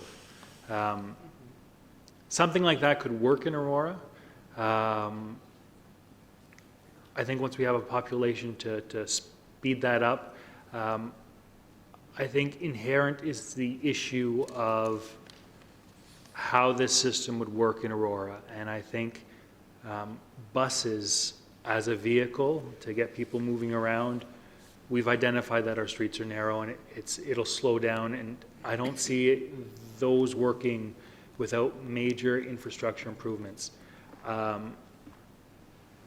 You know, I could happily support the first two clauses, but the second two, I'm not in favor of asking Metrolinx to institute an additional parking fee at all. The first two options, happy to support, happy to look at, but the third and fourth, I'm just not in favor of. So if we can either call those separately, or if Councillor Abel wants to withdraw those, you know, I know that there are ways to get people to do things, and having individuals pay money is a negative enforcement, and it's a way to do that, but I'm not sure that's what I want a majority of our residents to be asked to do. Thank you, Councillor Perry. Councillor Kim. Thank you, Mr. Mayor. I was going to suggest the same recommendation to have third and fourth clause be pulled separately. As you, Mr. Mayor, just mentioned, Metrolinx is a separate organization apart from the region where the busing service will be funded from. So I find it hard to believe that Metrolinx, a separate organization, will be transferring money that they collect to another organization. It's, you know, it'd be a great sense of cooperation, but I'm kind of hesitant that, or doubtful that that will occur. Aurora is only, from my recollection, about 4 kilometers by 6 kilometers, and if traffic's an issue, I mean, first of all, majority of people who live in Aurora, it's not an actual stat, but from those whom I know don't work in Aurora. And Aurora's not that big. To get out of Aurora doesn't take a long time, so I understand the concerns about traffic. You know, I know there are pressure points that I don't like either, but to charge additional parking on GO train commuters, and they're doing their part to stay off the road and stay off the 404, this is just kind of putting a pressure point on GO transit riders who want to take public transit to bring their car more, because now the cost of driving gets that much closer to being more feasible than paying excessive public transit. And the reality in terms of, even if these buses were, shuttle buses were funded, there's so many neighborhoods and streets for it to be viable for people to want to take it. You'd literally have to go to the front of their doorsteps, especially in the wintertime. Otherwise, you're looking at a good 7-10 minute walk in most cases. Even if the current routes are, the increase in frequency is increased, you know, you're gonna, I think the value proposition will still not be there unless you're looking at shuttle buses on half the residential streets. So, you know, I'm open to the dialogue. I like the principle of it, and I would support clause 1 and 2, but third and fourth, I'd like to put that to a vote separately and have it recorded, please. Councillor Thompson. You know, I think one of the reasons why GO Transit's so successful is, as we've seen, you know, we have one of the worst commutes in North America. And so really it's about, you know, trying to get all of the stakeholders, be it the region, be it the town, be it GO, Metrolinx, whoever you want, to get in one room and talk about the issue and say, let's work collaboratively on a resolution. And I don't know if the resolution is a transit shuttle or something else, but if this motion helps get everybody in one room working towards a solution to address the issues, then that's great for me. Other speakers? I mentioned last week at GC that I was going to be meeting with Mayor Van Vyn and Minister Del Duca, which I did last Thursday. The ministry is keenly aware of the issues of parking, of transit. They're looking at a number of items, certainly. And one of the items, quite frankly, is they're looking at paid parking at the GO stations, because parking lots cost, well, I'll take a little poll here. How much do people think those parking lots cost per spot to build? $35,000. Sorry, Mr. Mayor, can we get back in order? Because I don't think polling us on how much we think something... Councillor Perry, because it is. It's about $35,000 to $38,000 a spot to build those parking garages. So, like I say, GO is keenly aware of the cost of putting these in. They're also keenly aware of the negative impact that charging for parking will have. Because if just Aurora was to charge for parking, by the way, we don't have the facility to do that. That has to be a GO thing. What happens to the other areas? So it has to be a combined issue. It's got to be looking at all sorts of things. So looking at how can they rejig the tannery, which is a challenging spot. They added some spots at the Kingo station, but certainly not enough to service that area. As I mentioned last week, there's new parking garages that are opening, notwithstanding the cost, because they understand the issues. So I certainly support the intent of the motion, and I certainly support looking for a combined way to do this. And the region and Metrolinx and the province do work together on a regular basis to address these issues. It's not just, someone in Aurora said we have a problem, we'll look at it. This is ongoing all the time. There's a transportation committee at the region who looks at this on a regular basis, and they are trying to put together plans that service the entire region. Because they also have issues in Georgina, believe it or not.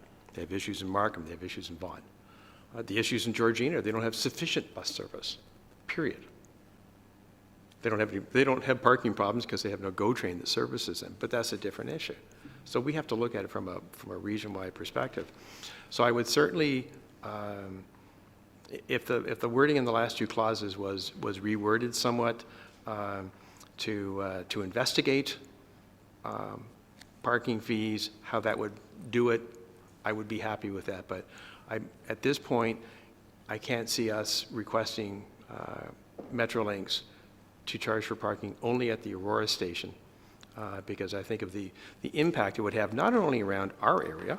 We just talked about parking around Town Park. Well, that would skyrocket again, notwithstanding, and then there would be a whole issue of parking tickets, and we'd be getting all sorts of other phone calls. We can't look at these things in isolation. We've got to look at it holistically. So I think if we can do that, if we can tag on to what the region is doing with their transportation subcommittees and seeing how we can move that ball forward, I'm all in favor of it. So Mr. Clerk, Councillor Abel, I'll finish with you, sir.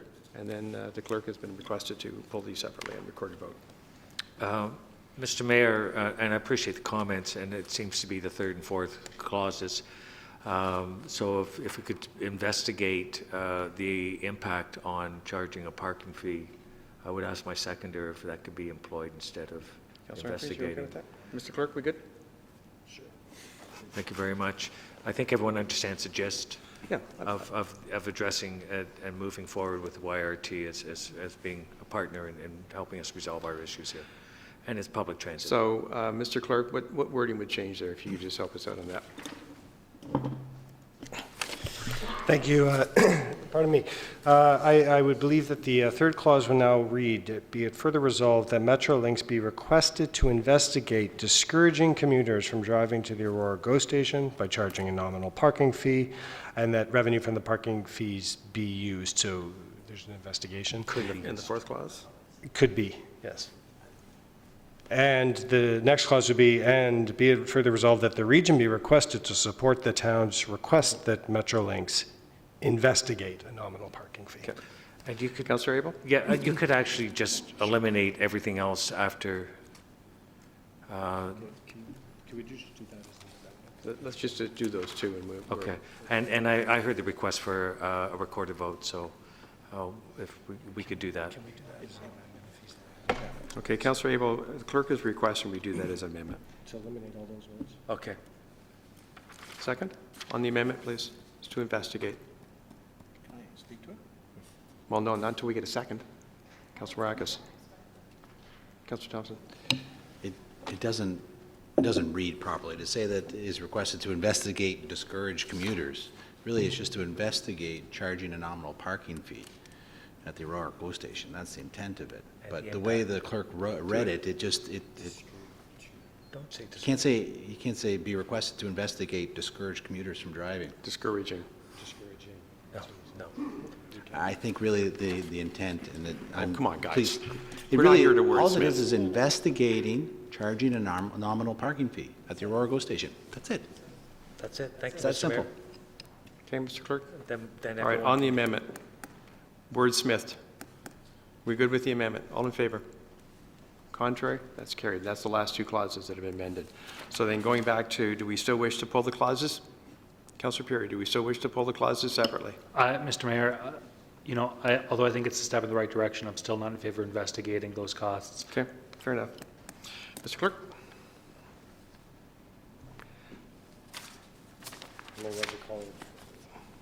We're calling 1 and 2 and then 3 and 4? Yep.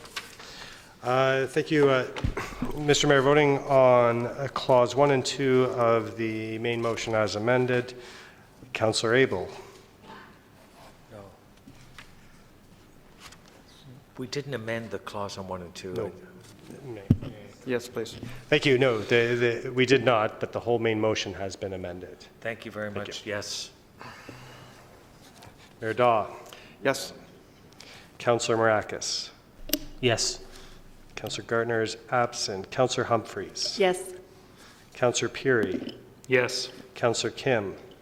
Yes. Councillor Thompson. Yes. Councillor Tom. Yes. That carries on a vote of 8-0. Thank you. Voting on the clause 3 and 4 of the main motion as amended, Councillor Gardner is absent. Mayor Daw. Yes. Councillor Tom. Yes. Councillor Maracus. Yes. Councillor Peary. No. Councillor Kim. No. Councillor Thompson. Yes. Councillor Abel. Yes. Councillor Humphreys. No. That carries on a vote of 5-3. Thank you, Mr. Clerk.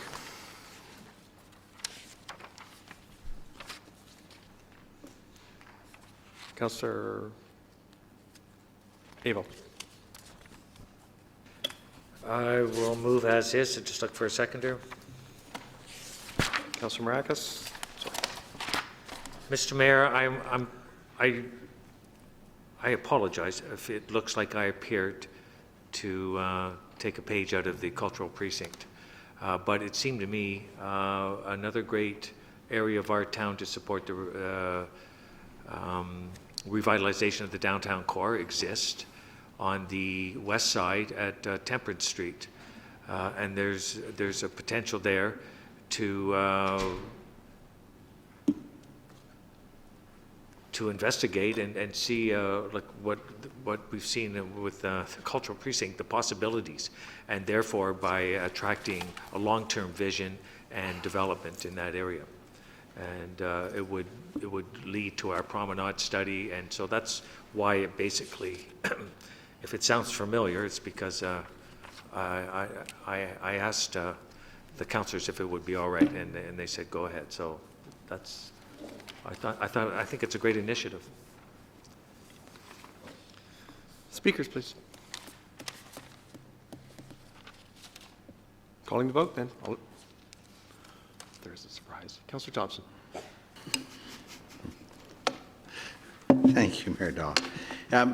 My only one concern, I think that what we've seen from what the consultants have done with regards to the cultural precinct itself is great. You know, I think they've done a good job of the work and presented us with a concept. We'll talk about that in January. So going forward, I mean, part of that was driven from the promenade itself and the strategies and quick wins and initiatives there. Temperance Street, you know, absolutely, there is a piece within the promenade plan that speaks to it. It's actually called the Foundry District. My only thought about it is that, you know, it is one of 7 districts that's identified within the promenade study, or 6 or 7, that talks about, you know, doing a little bit more work on. And I just wonder, is there value in expanding it beyond just this one piece and including it all? You know, my concern would be is that, you know, after this one, we would look at another one separately and another one, and it may be more beneficial to look at it as a whole outside of it. My own personal thought would also be that it shouldn't be named the Cultural Precinct just from a wayfinding and marketing approach. But, I mean, that's a minor piece. You can always find different names for it. But, you know, is there value in looking at the bigger whole with the promenade study and look at all of those districts which are designated within the promenade plan as, and through you to Mr. Maruno, please correct me, is it specially designated areas, or how is the Foundry and those other ones identified within the promenade plan? Mr. Maruno? Through you, Mr. Mayor, I mean, they have designations under the promenade plan, but I think you're referring to, we've got a number of different character areas, districts that are referred to, such as the Cultural Precinct, the Foundry. So that's my only comment, is do you want to expand it to include them all, or do we just take them one at a time? Other speakers, please. Councillor Perry. Well, just on Councillor Thompson's thoughts, Mr. Mayor, through you to Mr. Ramuno, any idea or Mr. Downey, we know what the first cultural precinct cost. If we were to expand it, do we have any idea what types of costs we would be looking at on the whole? I will also anticipate that costs be similar, although perhaps a little bit less in this area. So any implication on overall costs? Mr. Maruno. Mr. Downey, I apologize. It's all right. The cost for the cultural precinct that is presently presented towards council or in front of council is around $80,000. So I would suspect that this is going to be somewhat similar. It's the public consultation process that's the most expensive part, and I don't see that being radically different with regards to this area. Councillor? Well, then to follow up, if we're doing multiple public consultations, or the same amount of public consultations with regards to a larger amount of areas, would the costs be significantly higher? That's a fairly speculative question. Is it bigger than a bread box but slightly smaller than the planet Mars? Mr. Downey? Through you, Mr. Mayor, I answered the question based on an independent study of just this area. If you were going to include a number of areas, there would be a lesser cost per area. There'd be economy of scale there, but I couldn't tell you to what degree. Other speakers, please. Council, oh, I'm sorry.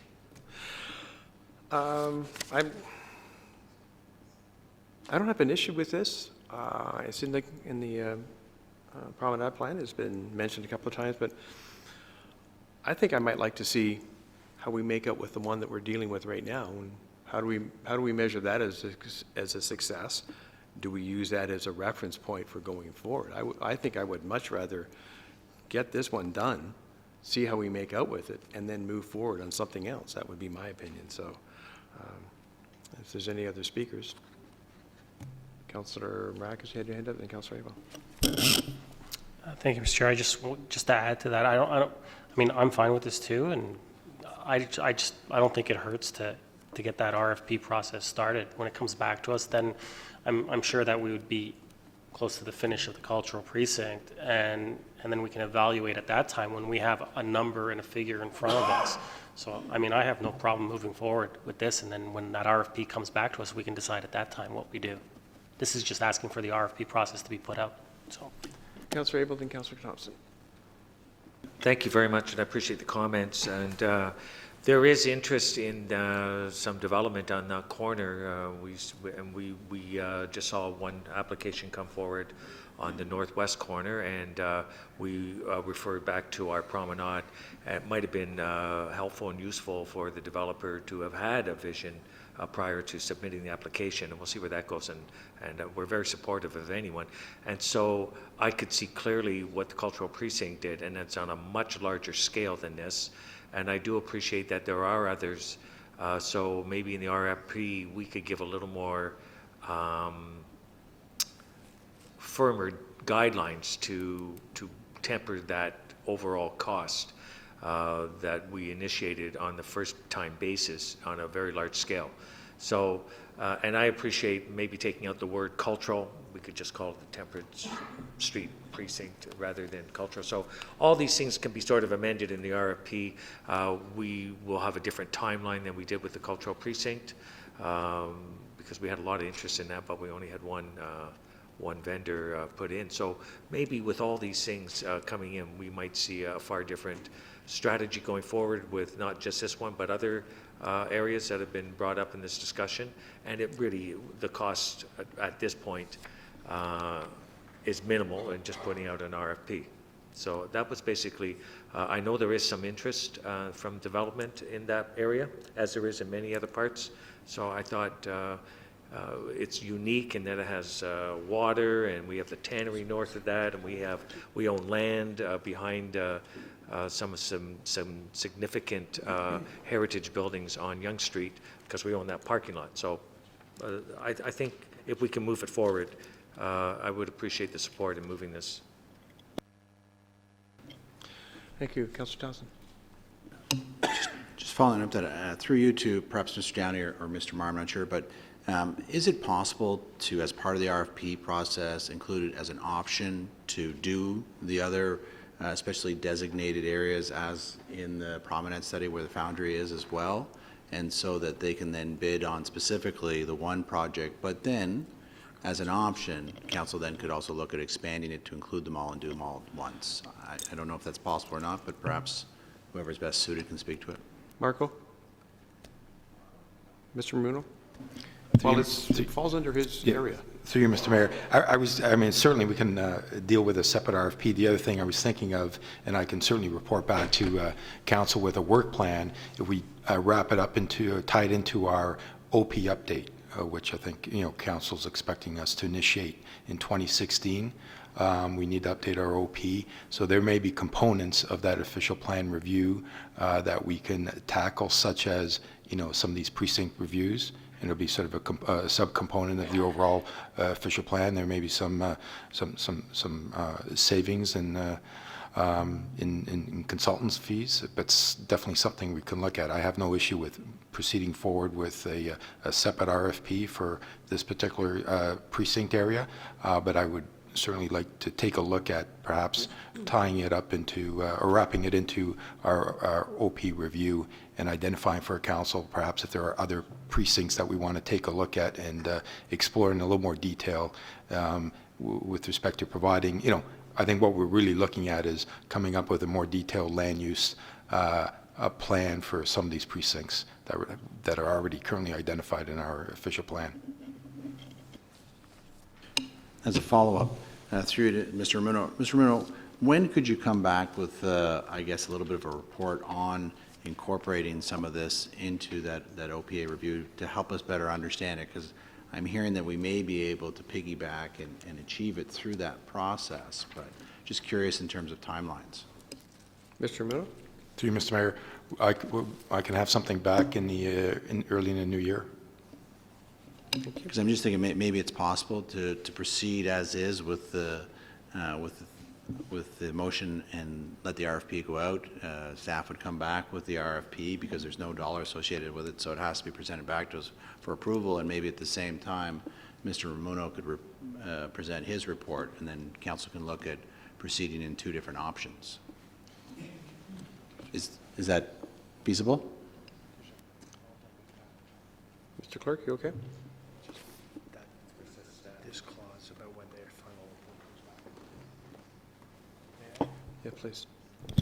Thank you. I just want to, if I might clarify, because there is the second operative clause that requires that the final report and conceptual plan, so what the consultants would do, would be brought back to council in the first quarter of 2016. So if I could say, if all this is going to happen, that a little flexibility be provided in that. Mr. Ramuno, what would be, first quarter of 2016 would be rather tight, I would assume? Through you, Mr. Mayor, to bring back a report to initiate an RFP or a work plan on the OP. No, it says the final report and conceptual plan. next week. So that may be a little tight. So what, so can, Mr. Clerk, wording? Well, through you, Mr. Mayor, I would seek some concurrence from the colleagues around the table, but that wording, if the final report on the Temperance Street precinct is to be presented in conjunction with all of these, that decision will have to be made first. So I'd actually suggest that that clause not be considered at this time until you have that full picture from Mr. Ramuno about potential inclusion in the OP updates. So how would we handle this? Either with defeat that clause or withdraw that clause. Councilor Abel. I would withdraw it, if that's okay with the seconder. Seconder? Okay, all right. So everybody, council understand that? So withdrawing the second last clause. Councilor Tom. Sorry, Councilor Kim.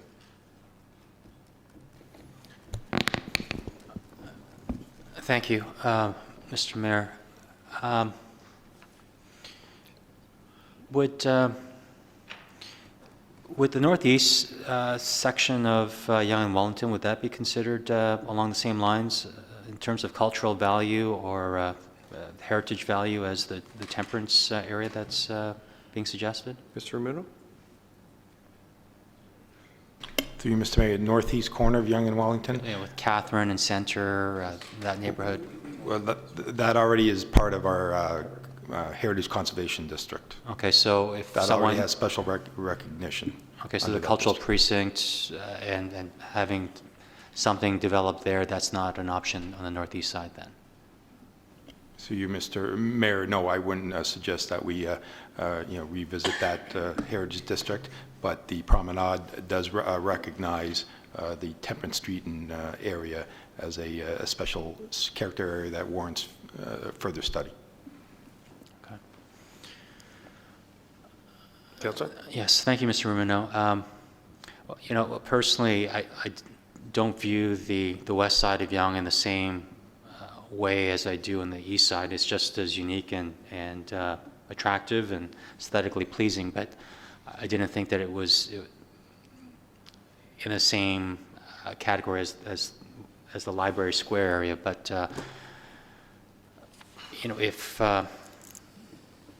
others view that it's worth the money to undergo the study, I'm not going to be opposed to it. But I think there's better places to put consultant fees. But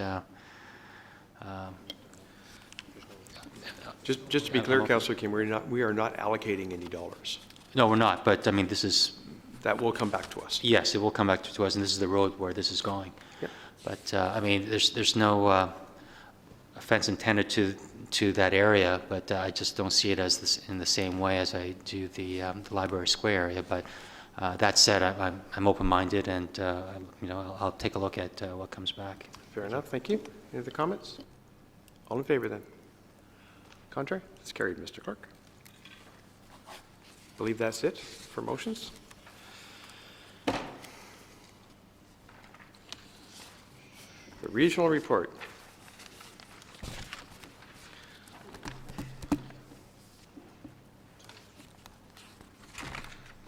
Comments or questions? You just bear with me for a sec, but I'll certainly put the motion on the floor. Thank you. Councillor Marcus seconding it.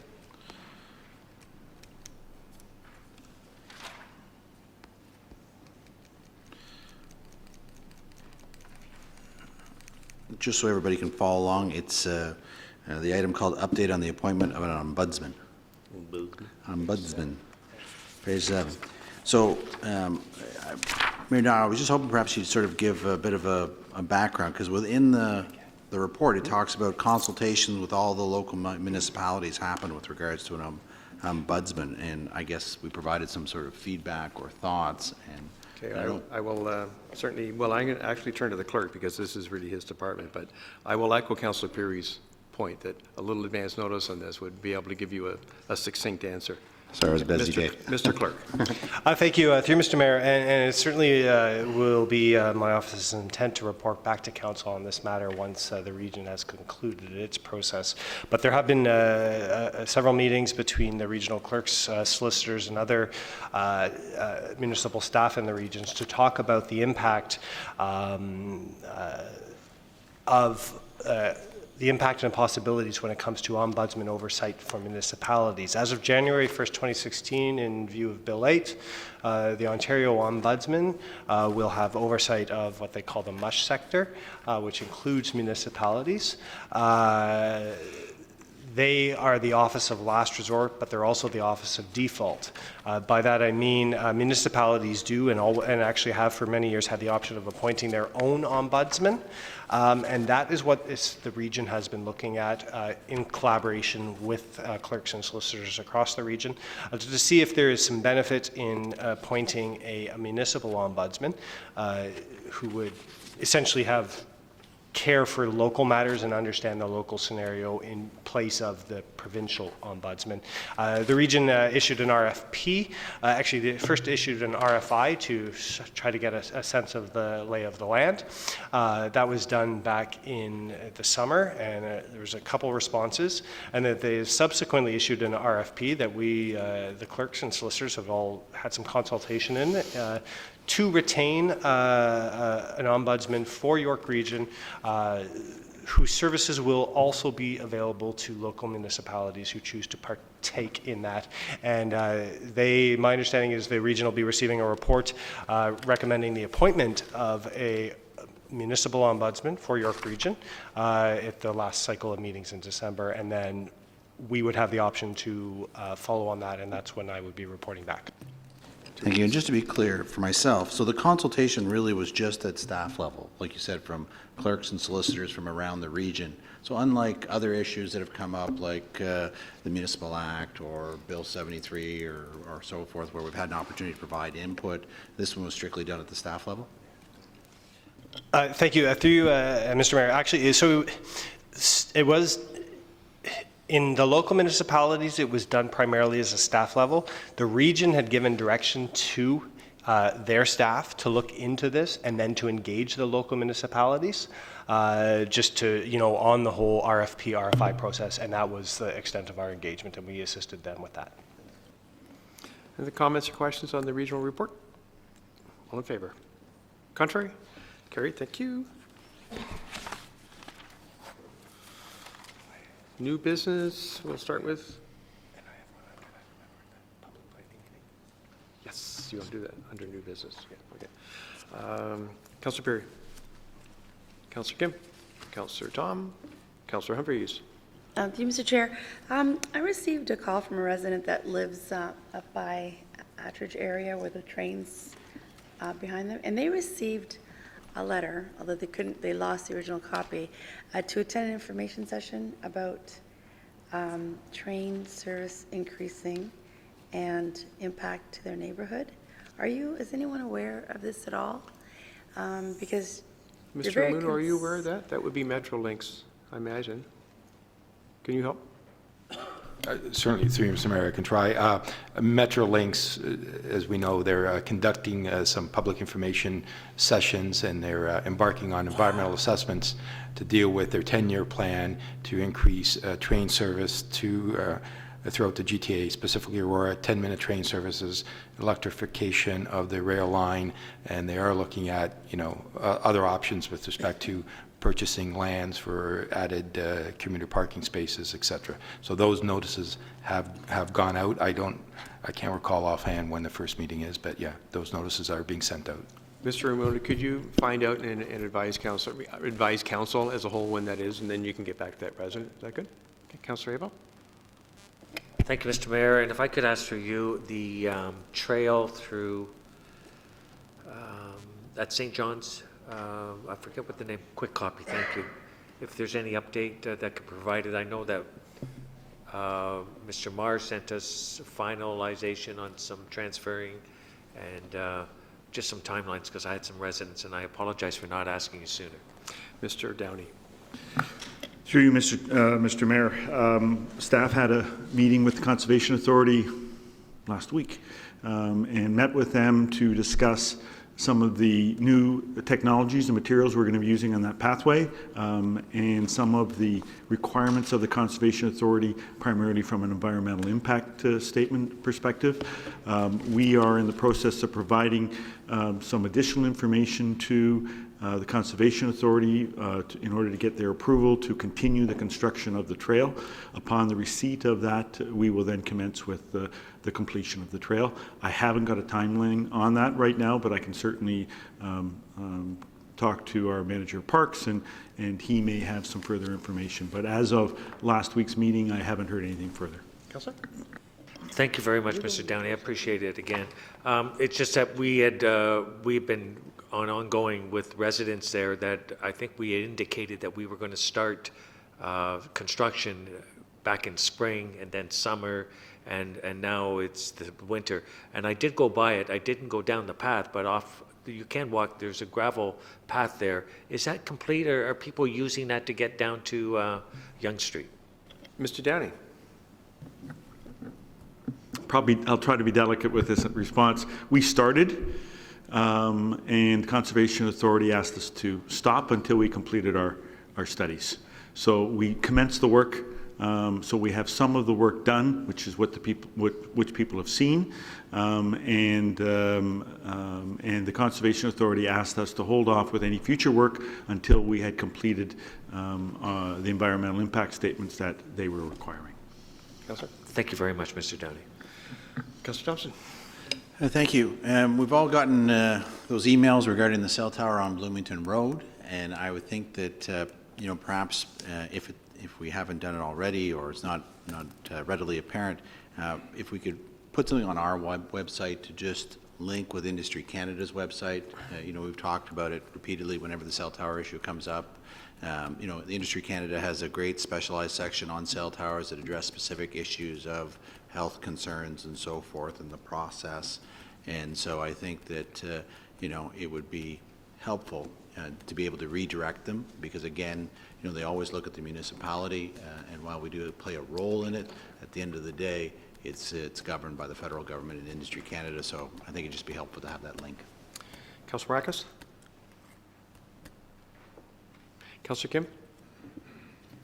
Yes, thank you, Mr. Mayor. I was just, Councillor Abel's comment about, or question about the pathway just brought a motion reminder.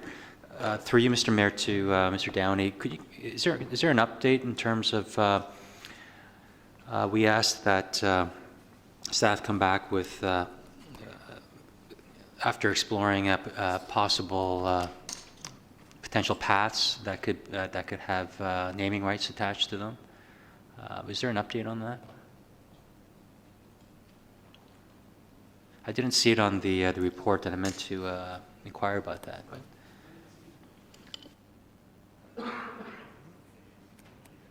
Mr. Simonowskis, do you know about that? We're just discussing. The motion that I recall spoke to what I believe to be the sidewalks between connecting, say, from a street to a park. So what we have right now in our pending list is something that's under our department specifically to those sections of sidewalk. Now, this may be an opportunity for clarification. I'm not aware of any motion on naming rights at this point. No, there was. Yeah. Okay, well then, rather than debate it here, if some member of staff, whoever would be appropriate, Mr. Simonowskis, congratulations. If you could look into that and get back to us, I'd appreciate it. Council, just one more thing. I'm going to turn to the clerk. We have a public planning meeting that's scheduled for the 21st that I don't think we're going to be meeting, so we need to Yes, thank you. Through Mr. Mayor, Council had previously directed me to schedule a special council public planning meeting pertaining to the Highland Gate Development Inc. For the end of January, and I had reserved for January 21st. Given, in fact, the motion you've already adopted tonight, as well as the fact that there's an appeal, it's our suggestion, and Mr. Marr and I have conferred, that it would be moot at best to hold that public planning meeting, and so it would be my suggestion at this time that you reconsider your decision to direct that meeting be held and cancel it. So we need a reconsideration? Yes.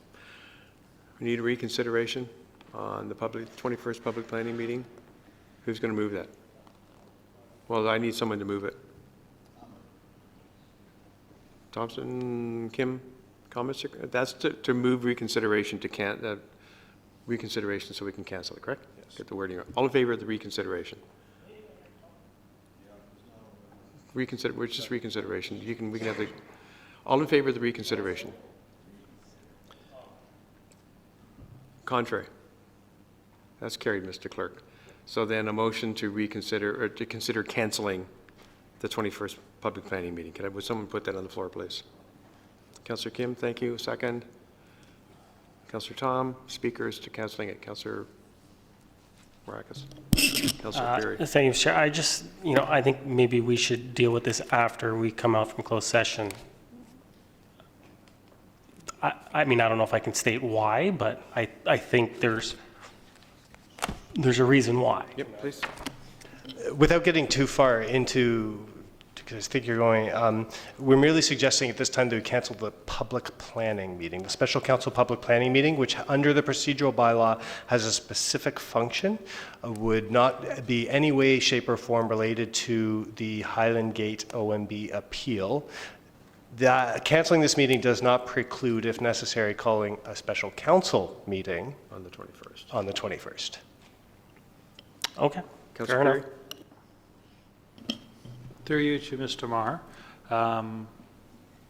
is there any point talking to the representatives to see if they would be in favor of holding a public planning meeting? I mean, I recognize that they've chosen to go to the OMB, but that doesn't mean that we necessarily, in my view, have to stop the processes that I was under the impression that we were going down, and to me it made sense to, does it make sense to have another meeting is what I'm getting at, because I'm not opposed to having one. Mr. Marr. Through you, Mr. Mayor, no, it doesn't make sense. There would be no agenda item for that special public planning meeting because there's nothing anymore before council to consider with regards to that application. Matters now before the board that will be dealt with through the litigation process will be dealt with at regular council meetings or special council meetings as council may choose to call. But as for the purpose of calling a special public planning meeting to hear the application, there would be nothing on the agenda. So I think what the clerk is trying to say nicely is that procedurally we need to do this, but it really is just a formality because there would be nothing for council to meet and talk with that night. I appreciate that clarity. Thank you very much. Calling the vote then, all in favor? Contrary? That is carried. Thank you very much. We have a motion now. Bylaws. So 5783, 5784, 5786, 5788, 5792, and 5795. 15. Can I have a motion for those bylaws, please? Councillor Tom, thank you. Councillor Perry, second. Comments or questions on any of those bylaws? All in favor? Contrary?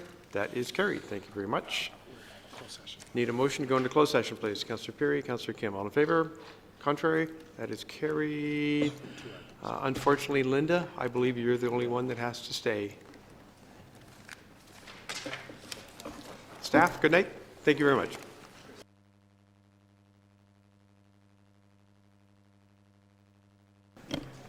And as the CAO pointed out, our last meeting. Thank you. Through Mr.